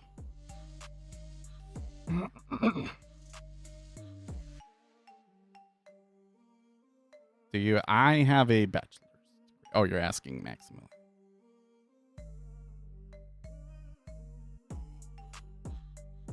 The one, you know, again, this is just because I have, it directly affects me. But like flight attendants, holy crap, it's so crazy to me because once or twice a year, my wife has to go to like training for flight attendant, and they have to know like CPR and all of these other things. Like they are not unskilled workers, but they are treated like unskilled workers. And basically, it's a specific industry that the laws around it basically allow them to treat flight attendants like crap. And the thing that's so crazy about it is that it came to a head multiple times. Like this is what the movie Wall Street Money Never Sleeps is basically about. Is basically about how flight attendants get treated terribly by the airline industries, right? And that is what Carl Icahn is basically about. Carl Icahn buying TWA. And what happened? What happened? They were never able to negotiate anything with the flight attendants, and nothing changed. And it's still bad. Isn't that so crazy? It's so crazy that it's still like that. Wow. Yeah, I have a computer science degree. It's such a weird world to live in right now, where like everything is about AI, and you've got the one group of people that are absolutely convinced that AI is going to take over everything, and then pretty much everybody that's already in the CS market does not believe that that's going to happen. So part of me just wonders if it's just gaslighting, like they're trying to convince people to take less, but it's not going to work. It's not going to work, because what will happen is people will realize actually AI doesn't replace you, maybe possibly even makes you more valuable, maybe possibly even creates more tech jobs, because there's going to be more websites and services out there and everything. And then it just makes the people that have experience more valuable, and then they're just going to move around and get better jobs again. So, but I digress. It's just so crazy to see everybody talking about this sort of stuff.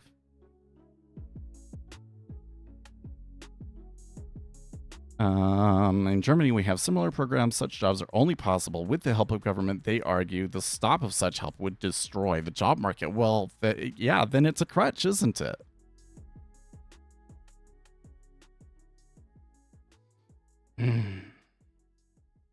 Thanks, Obama. That's... I tell you what, mate, it's just like every little issue that I see these days.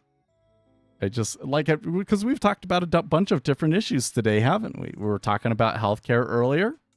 Thanks, Obama.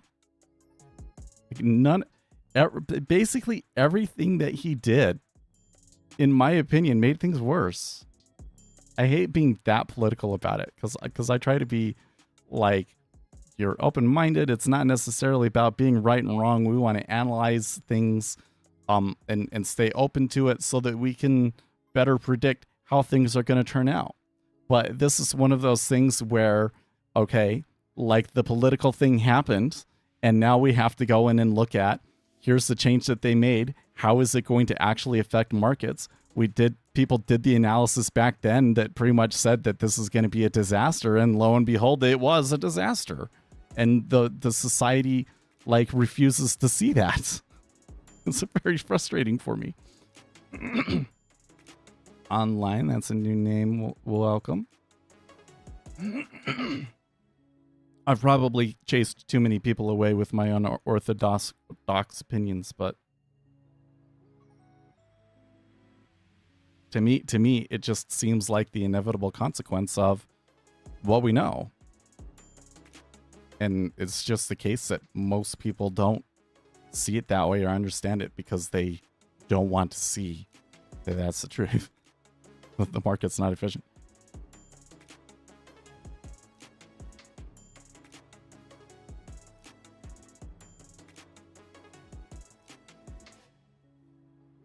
to sort out if there's anything going on here. I'm realizing that there actually was some change in the spread earlier today. But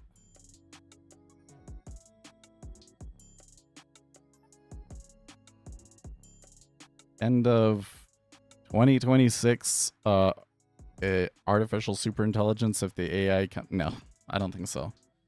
I don't think so at all. Because basically what has happened is there was like this, and then now we're kind of doing that. Like,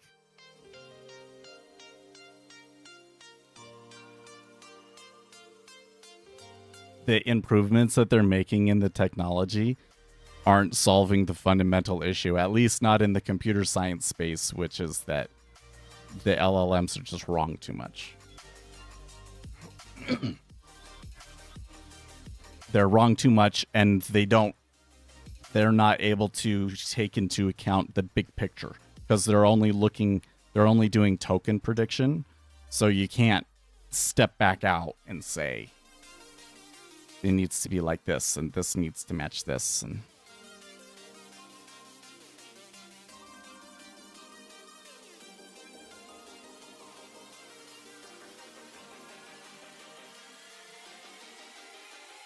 so I don't think we're anywhere even remotely close to a general intelligence.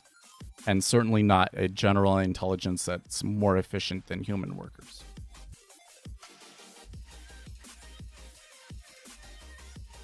The fundamental problem, the biggest problem with artificial intelligence right now, at least within the computer science space, is that they are wrong.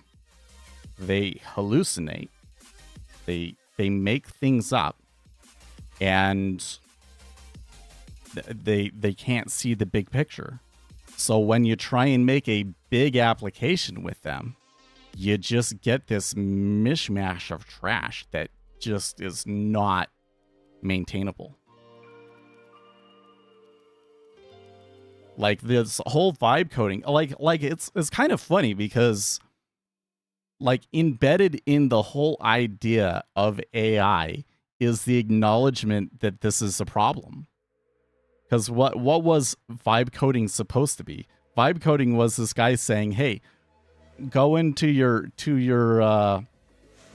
IDE that has AI enabled and everything, and just set things up so that it auto accepts everything that the AI wants to do, and then you just work with it. You tell it to do a thing, then you verify the work that it does, and then you tell it the problems that it had with it, and you let it do all of the work and fix everything, right?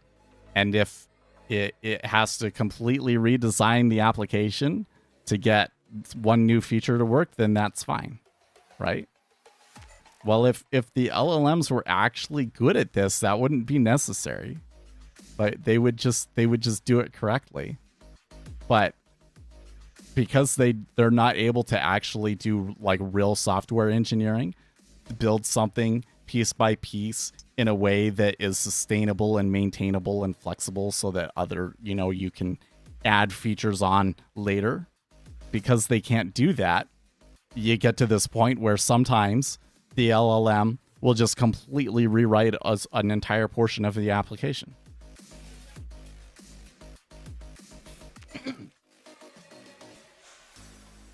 So they're not even close. And then the other thing on top of that is that the cost is probably 2 to 3 times what people are actually paying right now if you were actually had to pay for the compute. So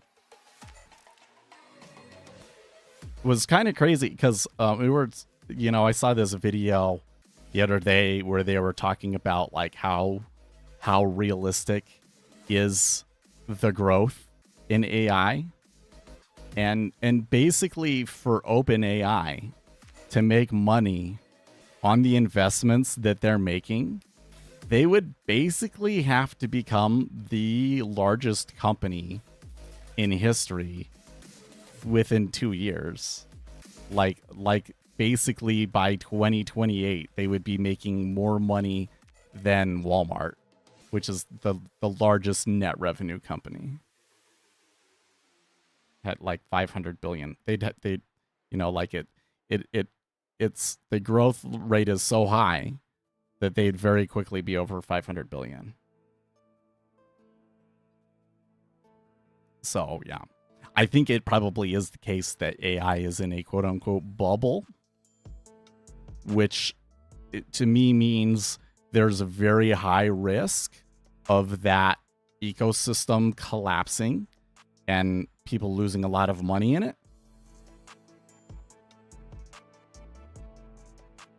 What would force that to happen? I'm not sure. But I do think it's overhyped. It's like it's kind of funny because it's overhyped and it's underhyped, right? Like the overhype is it's going to replace everybody, but the underhype is like it's completely useless. It doesn't change anything. No, it's fundamentally changed society. It's probably the single largest deflationary force in history, but it doesn't replace people. I don't think, and I don't think it ever will. And even if it does, this is another place where our understanding of markets, why markets are important, I think really helps you to see how these kinds of things will go. Because you can't get rid of the market. You still have to have those transactions. Even if it's all AIs, the AIs still have to participate in this market where they do transactions and everything, so that you have the data to determine what things to make and where the demand actually is. So you have to have a market. Will we be getting better and better? Nah, I think that what's going to happen is probably like workflows are going to get a little bit better. So like right now, getting this whole thing set up so that you have the right APIs installed on there, and you have like agents that take on different roles and work together, and the orchestration of that, and especially how you would deploy something like that in production to try and regularly do something in an automated fashion. I think that stuff is going to get better. I think that they're going to continue to make improvements in context, and that there might be some improvements in memory, although that one is a little questionable because that's kind of more of a practical concern. Like we can't allow the interactions with individuals to change the model over time. That could be a problem. And then I think that the biggest advancements, which as usually the case, so it talks about this in the Complexity Economics book by Doyne Farmer, Understanding Complexity. At the end of the book, he talks about technological progress and why the models that we tend to use for technological progress tend to underestimate the rate of technological progress, but then are also wrong about other things. Like that we all thought that we would have flying cars right now. And the reason is because you will have advancements in other fields. And then you'll find a situation where this advancement and this advancement together end up creating a lot, like really, really helpful. Like you add the internet together with cell phone technology and better improvements in battery technology, and now everybody has a computer in their pocket, and that really significantly changes the world, right? And that's where the acceleration comes from, is those synergies. And so when you model the complexity of it, those things coming together, that's where the speed comes from that they're not able to model, that they can with complexity economics. So that means that probably the advancements that you have from here. Like, you've made this technology, and that technology is like, you know, it'll get marginally better, but I don't think that it overcomes those particular problems. But what will happen is there will be other advancements, most likely in robotics, right? There will be advancements in robotics, and they will combine robotics with the large language models to basically give you robots that housekeepers, robot housekeepers. Like, we're very close to it. Within 5 years, it's probably going to be a common thing among upper middle class people to have robot servants. And that's going to be a big change, right? And there's going to be insane amounts of growth and technological progress that comes off of that, even though the base technology of large language models and the problems associated with them are still there.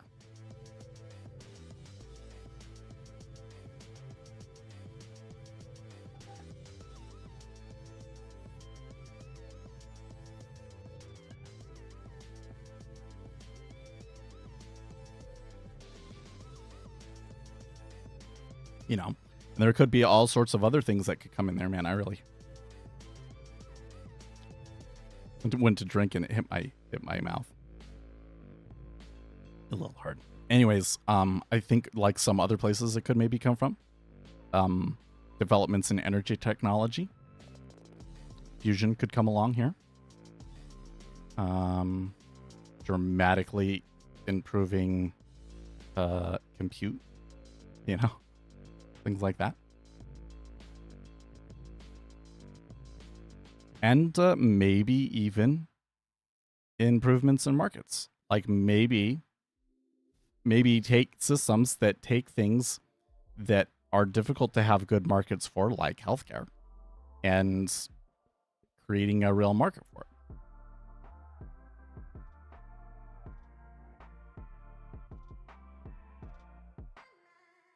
Well, trying to decide if the situation here in the treasuries have changed at all. It looks like that they did get a little bit of a push up to 14.5, so maybe I could have hung on to it for longer. Though I don't think that there's any situation where I really would have held on to that. Maybe if I had waited and gotten a better location, maybe I would have done it. But it's just not worth it for 4 ticks. You know? Oh man.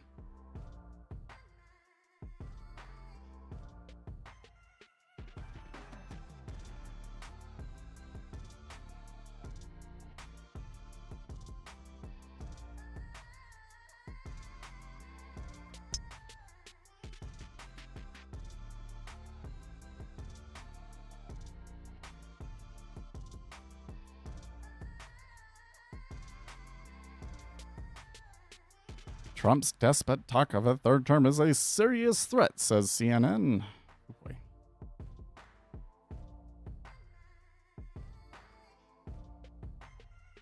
Oh, here's this story you were talking about with OpenAI and Microsoft.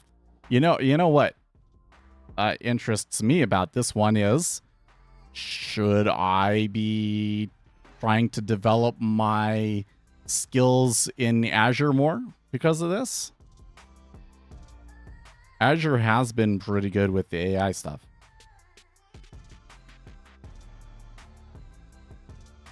OpenAI plans to purchase an additional $250 billion in Azure services.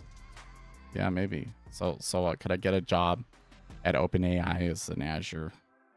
Wait, here, OpenAI careers. I haven't looked at this in a while.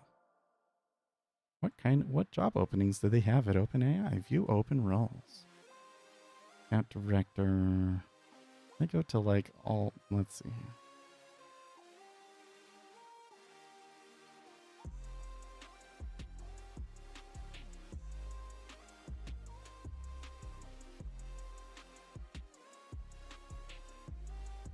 I don't know.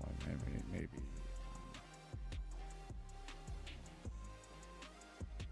DevOps?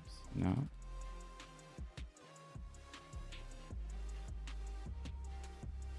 Oh, here you go. Software engineer, infrastructure reliability.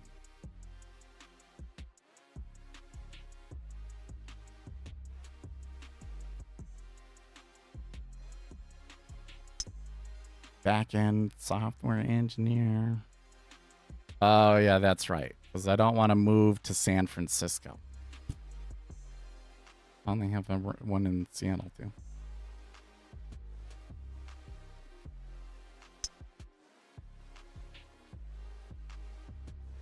Oh, look at this. This role actually matches me perfectly. I should apply to this one.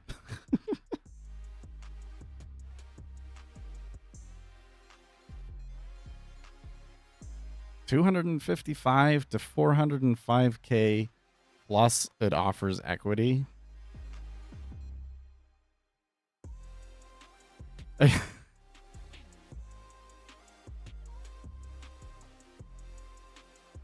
You know what would make the AI bubble pop faster is if Seth got hired by OpenAI. Don't you think? That sounds like that would be the top. Seth works there. Now the company is going to fall apart. Because, like, my first thought about that is, okay, so you move to San Francisco to work for OpenAI, and then they go kaput, and you're stuck in San Francisco. Ugh. Can you imagine?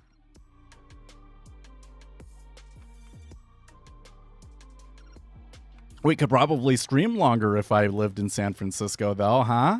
Huh? Because it'd be an hour earlier my time? I don't know. Maybe their startup is at 8 o'clock, and then it would be no difference. But.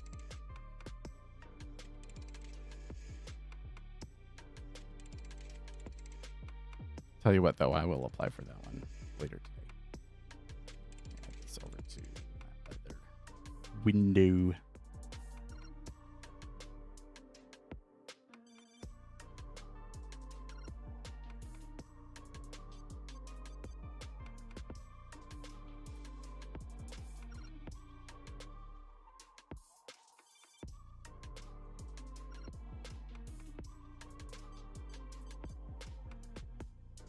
Are gamma squeezes legitimate phenomena that occur consistently? I would say yes. Although, it seems to me that although you can identify the conditions that will create a gamma squeeze like this, like in equity indexes in particular, it seems like I am unable to predict if and when it will actually occur. Only that is a possibility. So, like, right now, we've got a market that definitely has this as a possibility. If the market were to bust convincingly above, well, it doesn't seem like it's doing it right now, but too far above 6,900, supposedly, market makers would have to chase. But it's not happening today. They're selling it, right? So when that point occurs where that it's giddy up, I'm not able to predict that. Only that the level is there and we gotta watch it.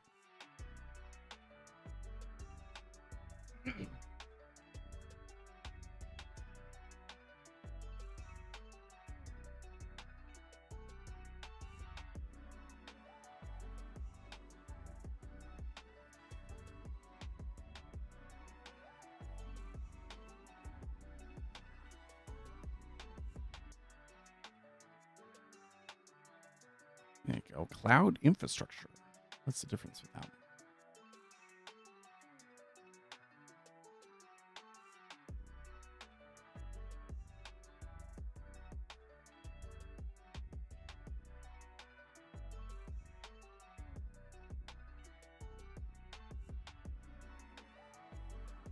This one's probably not as well. of a fit for me because I don't have all this much Kubernetes at scale experience.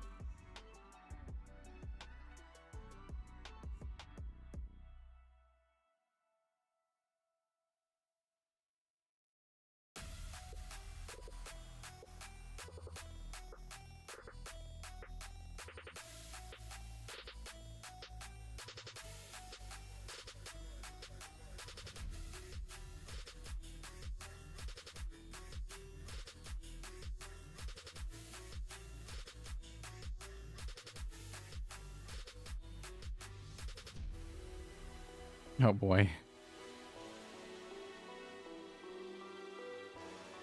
XQC explains his issue with progressive leftists, so I'm gonna have to hear this one.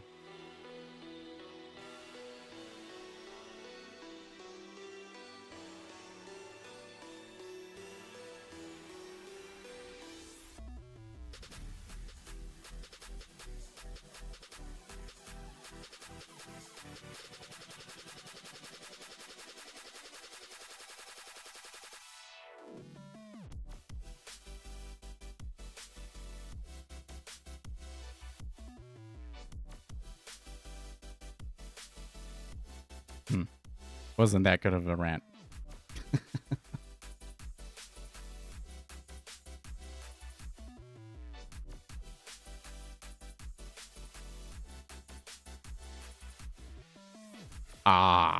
This is pertinent to my interests.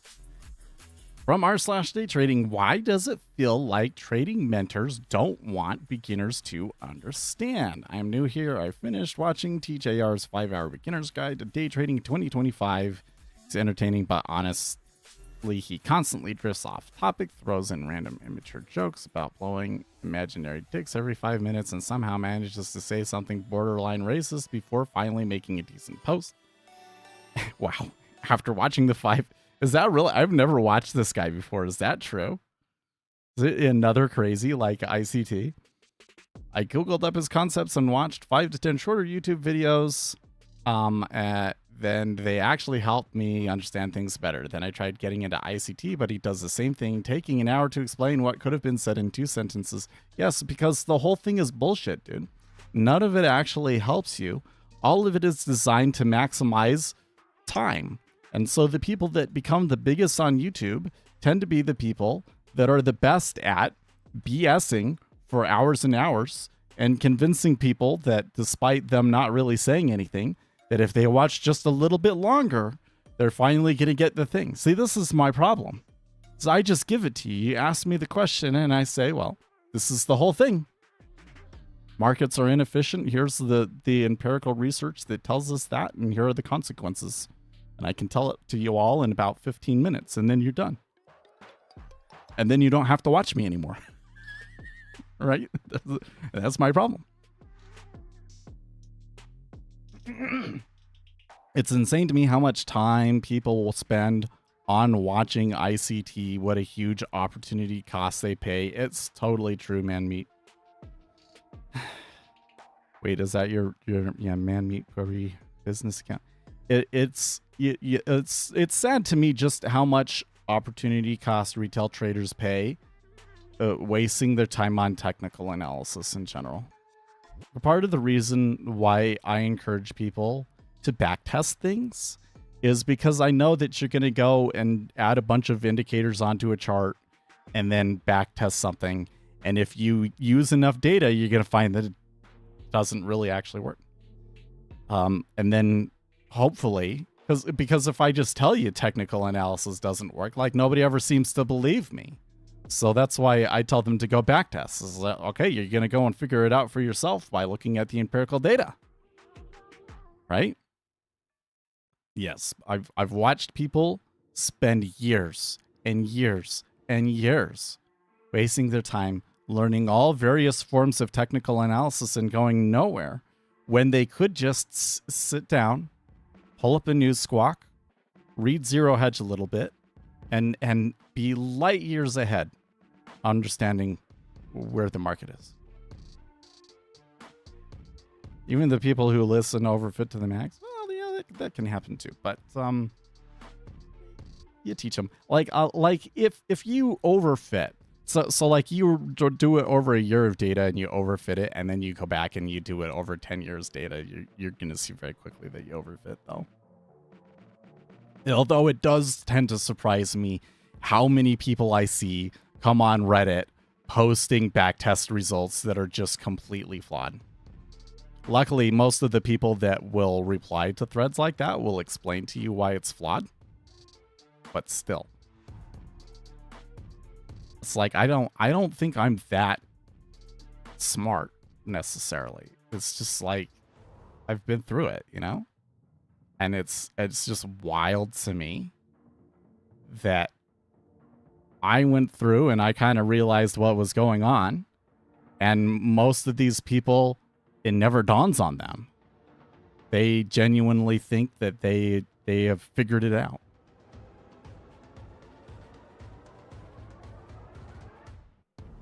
But the other thing is it really is wild to me that somebody would watch a 5-hour video of somebody like that, like ICT or apparently TJR. That's so crazy. I can't help but feel that once I actually master trading, I'll probably be able to explain it to myself or a beginner better than these guys, because it seems they intentionally make it sound like rocket science instead of getting straight to the point. Yeah, no, I think that the bigger thing here, though, is that if it was actually straightforward, people would realize that it's bullshit.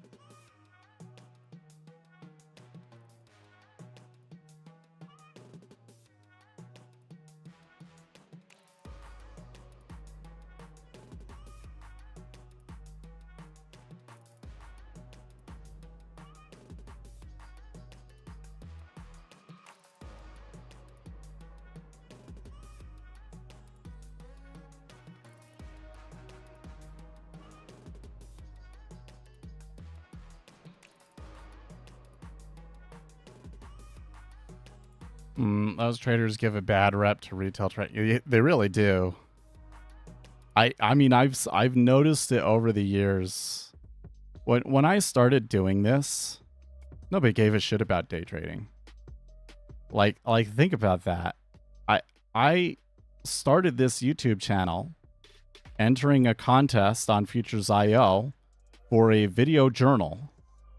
And I was literally the only person, I think there was maybe one other person that entered late that submitted an entry. And then because I was the only one, I got like 200 subscribers from it right away. And that's how this YouTube channel started. Nobody else cared to do it because it wasn't a thing back then. Like streaming itself was still relatively new, but then like nobody cared about day trading, especially in 2016, 2017, because volatility was so insanely low. It was so hard to do anything with retail day trading. Like in the futures, you just get diced up every day. There was no volatility. And now it's like everybody and their dog. Like when COVID happened, like an insane amount of people got involved in the markets. And I think at that time, a lot of it was just people getting involved in stocks and meme stocks and things like that. And then more recently, because the prop firms have become so much more prominent, we're starting to get this larger contingent of people actually doing futures as well. And it is a crazy amount of people that have come into the markets. And I've been here this whole time just kind of doing my thing. And this whole ecosystem is just kind of been built up around me, like separate from me. Because I don't end up benefiting from any of it. It's just like more competition. It steals viewers from me. Right? It's so crazy. And as that has happened, there is absolutely, you can see it in people's face when you talk about markets or you talk about day trading, like they have an opinion that they're keeping to themselves because they immediately think, oh, maybe you're stupid, right? 100%. It's 100% a thing. And especially when a woman tells me that her husband is a day trader, I'm immediately like, okay. So I'm concerned. Because I've seen too many threads on Reddit of, you know, oh, my husband just lost $100,000. Should I be concerned? Yeah, you should be.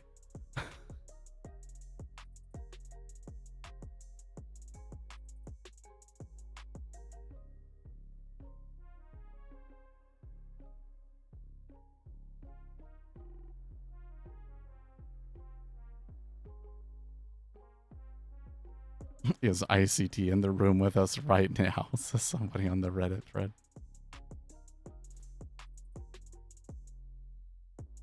It's true of all video content, horribly bloated. I really hate the way that YouTube has progressed in the last 5 years. I really hate it.